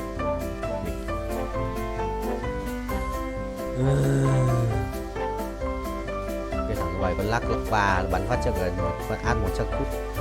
Cầm át rồi nhưng mà nếu thằng át nhở cũng mất 4 con mà. Không tao, một bắn lỏ lắm.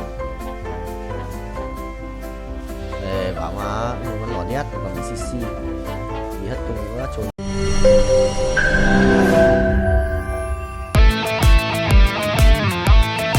দরকার পড়লে একটা রিকশাওয়ালাকে বিয়ে করবো তারপরে তোকে বিয়ে করতে তুমি যদি মরো যাও আমি তোমাকেই বিয়ে করব। দেখো দেখো বিয়ে এত সোজা আমার 5টা কন্ডিশন। কয়টা? 5টা। আমি জেডি সাফায়েত রমরাজন। স্যার এটা তো ভোটার আইডি কার্ড স্যার। বাড়িতেই করবেন নাকি হোটেলে?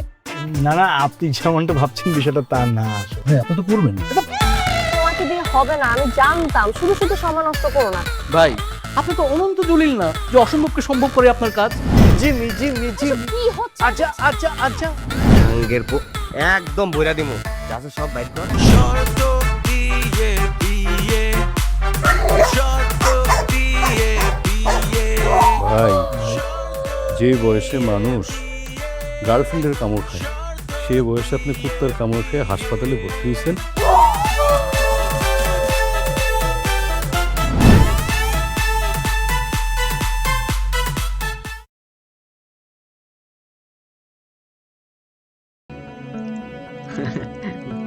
Phía mới xoay màn hình mà cần gì đâu, cần gì cho đâu. Về phía mới xoay được màn hình mà nó chỉ cần xoay góc màn hình thôi. Mà vừa di chuyển vừa xoay góc màn hình nhá, gì sẽ một công đôi việc.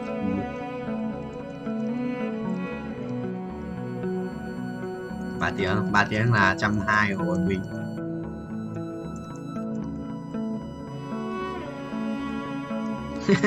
Nổi không? Nổi.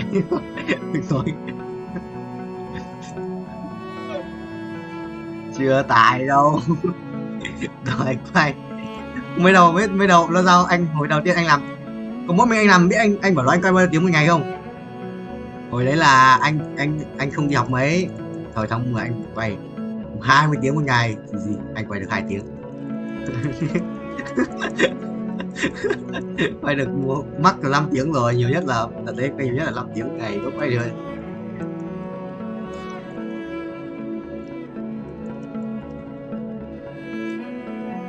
Hai trận à? Được cái nhỉ? Quỷ đấy. Được.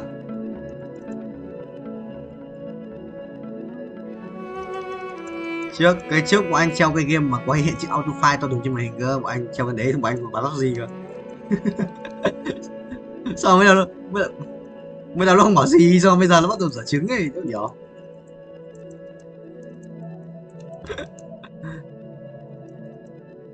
Thấy quay tiếng như mày thì sang đấy nghỉ tí, ngồi tí một tiếng nữa xong là đi tắm đi ngủ. Mình chết rồi, Dương này thật rồi, đéo số tài thì ta đứng lại tao lấy.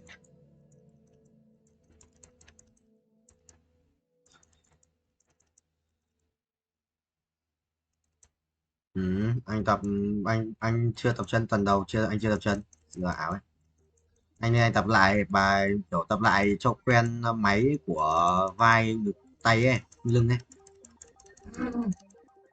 Chưa làm sao chưa quen, chưa tập lấy cái chân béo như lợn, chân toàn mỡ mà chuồn đấy, chân toàn mỡ. Cái thằng yếu khôi nó cứ tập mỗi bài một tí ấy. Thì khó chịu vãi.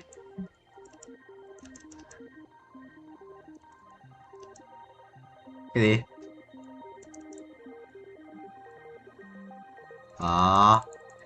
Chôn quá. Này héo ở chôn đúng không? Nice thôi không nice tí bèo à?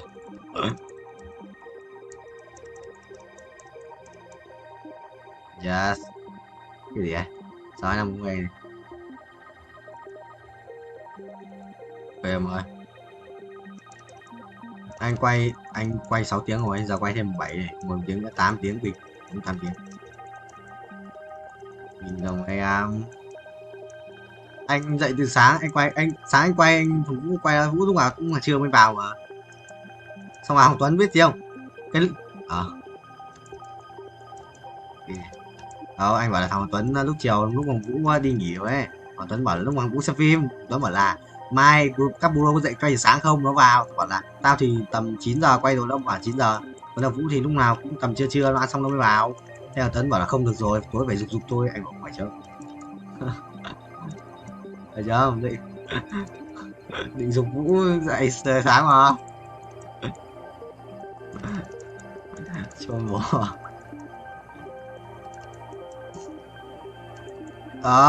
Khác mà, mới đầu là chỉ có 50 tiếng, tháng này đâu, tháng sau anh nhận lương xong và anh mới làm tiếp cơ. Tiên nó giục 50 tiếng nữa trước ngày 15, trước ngày nhận lương luôn.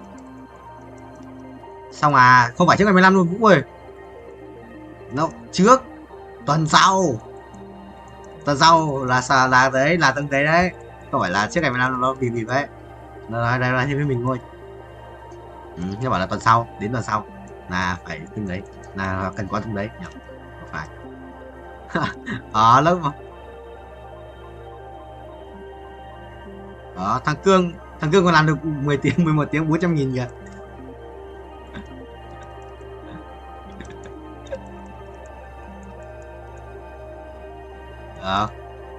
Có bao nhiêu cố rồi. Yes. Vũ còn bao nhiêu? 30 á? Vũ còn 30 hả Vũ? Ok thầy ơi. Anh không nghe bao nhiêu. Cô bảo anh mai chủ nhật, mai thực sự một ngày quay ác quỷ ấy.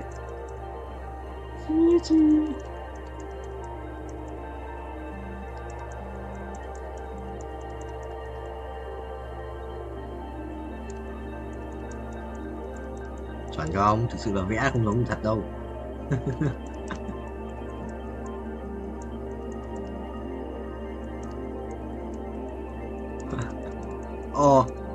Anh mà đi anh cũng thế Vũ, anh mang ngay đồ ăn ở nhà đi.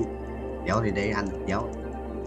Tao đến tao ăn rồi, trước đến đấy nhà tao phải đi ăn này. Đéo có gì lẩu hải sản bên Nhật. Đéo quen vị nhà lắm. Mà nhà anh có ông già anh còn dẫn anh vào trong chợ ăn cơm như cơm sinh viên cơ. Nếu mày hiểu. Ông già anh còn dẫn anh vào chợ đấy ăn cơm như cơm sinh viên cơ. Đúng quen vị mà. Mày định tính sau. Xong rồi có một nhà nhá, 2 nhà bán cơm như thế giống nhau ở cạnh nhau luôn, một nhà.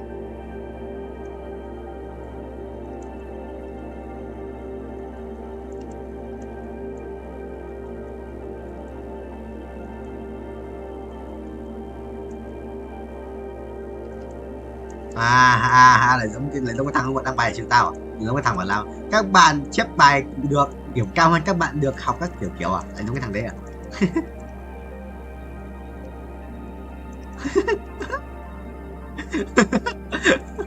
Quỷ đang chịu đâu.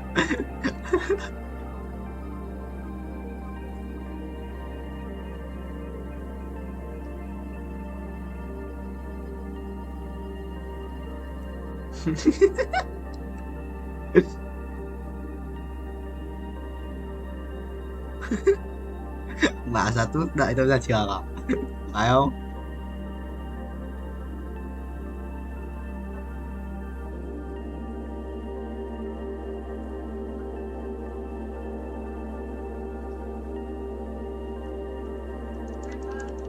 Mày phải học giỏi những người dùng phao chứ hả cái thằng ngu. Mày phải học giỏi cái thằng không dùng phao chứ, cái thằng ngu này. Cái thằng dùng phao chắc gì điểm cao. Mày phải học, phải hơn chúng nó chứ. Chắc cái đấy đồ bóng cay đéo rồi, cái bọn đấy lại đéo rồi. Chưa thằng bóng cay lên đăng bài bức xúc, mày thích bức xúc không? Bức xúc rồi cút rồi. Vũ comment cho tao là bức xúc thì cút sang trường khác học. Bảo đấy.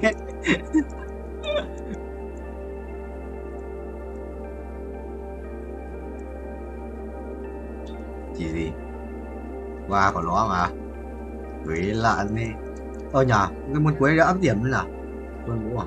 Cái môn cuối tự luận đi đã áp điểm lên với về quân sự đổi tóc màu hồng học tôi đổi tóc như boy phố ấy. Chun Vũ Người mày quần để tóc như bài phố ấy Vũ.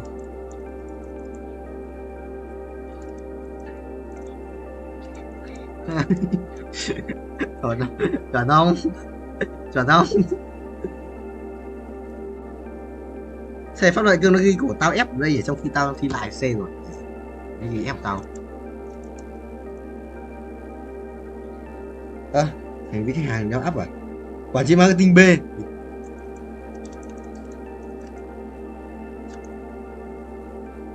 Út, 2 tuổi lời bay quá, thôi nhặt mũ ngồi nổi luôn chứ không. Lời bay quá. Làm chi? Mày làm gì? Nếu mà tầm 15 ngày 15 á, ngày 15 mà ngày thứ hai à? Không được rồi. Thứ ba đi học. Quả đấy em mà về vào thứ sáu thì anh có 3 ngày để về thì còn về được bên trên luôn đấy. Thứ sáu trong cái tuần đấy, hoặc là thứ sáu trước tuần đấy về 12. Nhưng mà mình phải viết mày em, mình phải viết mày à? Đều không biết. Được em. Mình cho anh không?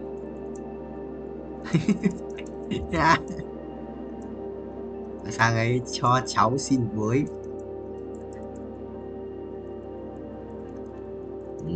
Mình chỉ lính ấy, sau mà mang lên anh ăn hộ mình.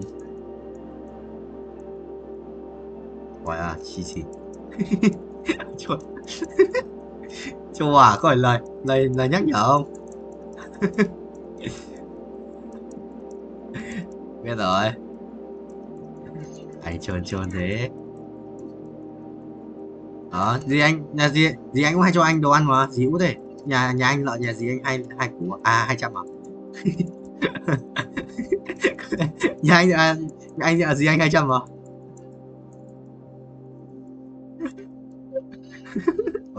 Vâng biết là có cứ là sự gì cũng biết được độ khó mà.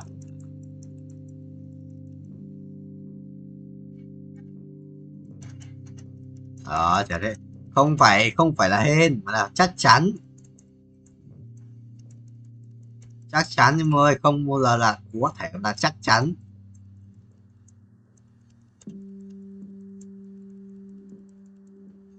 Được không vậy? Mà cái machine là như nào? Anh không hiểu cái machine này. Yes.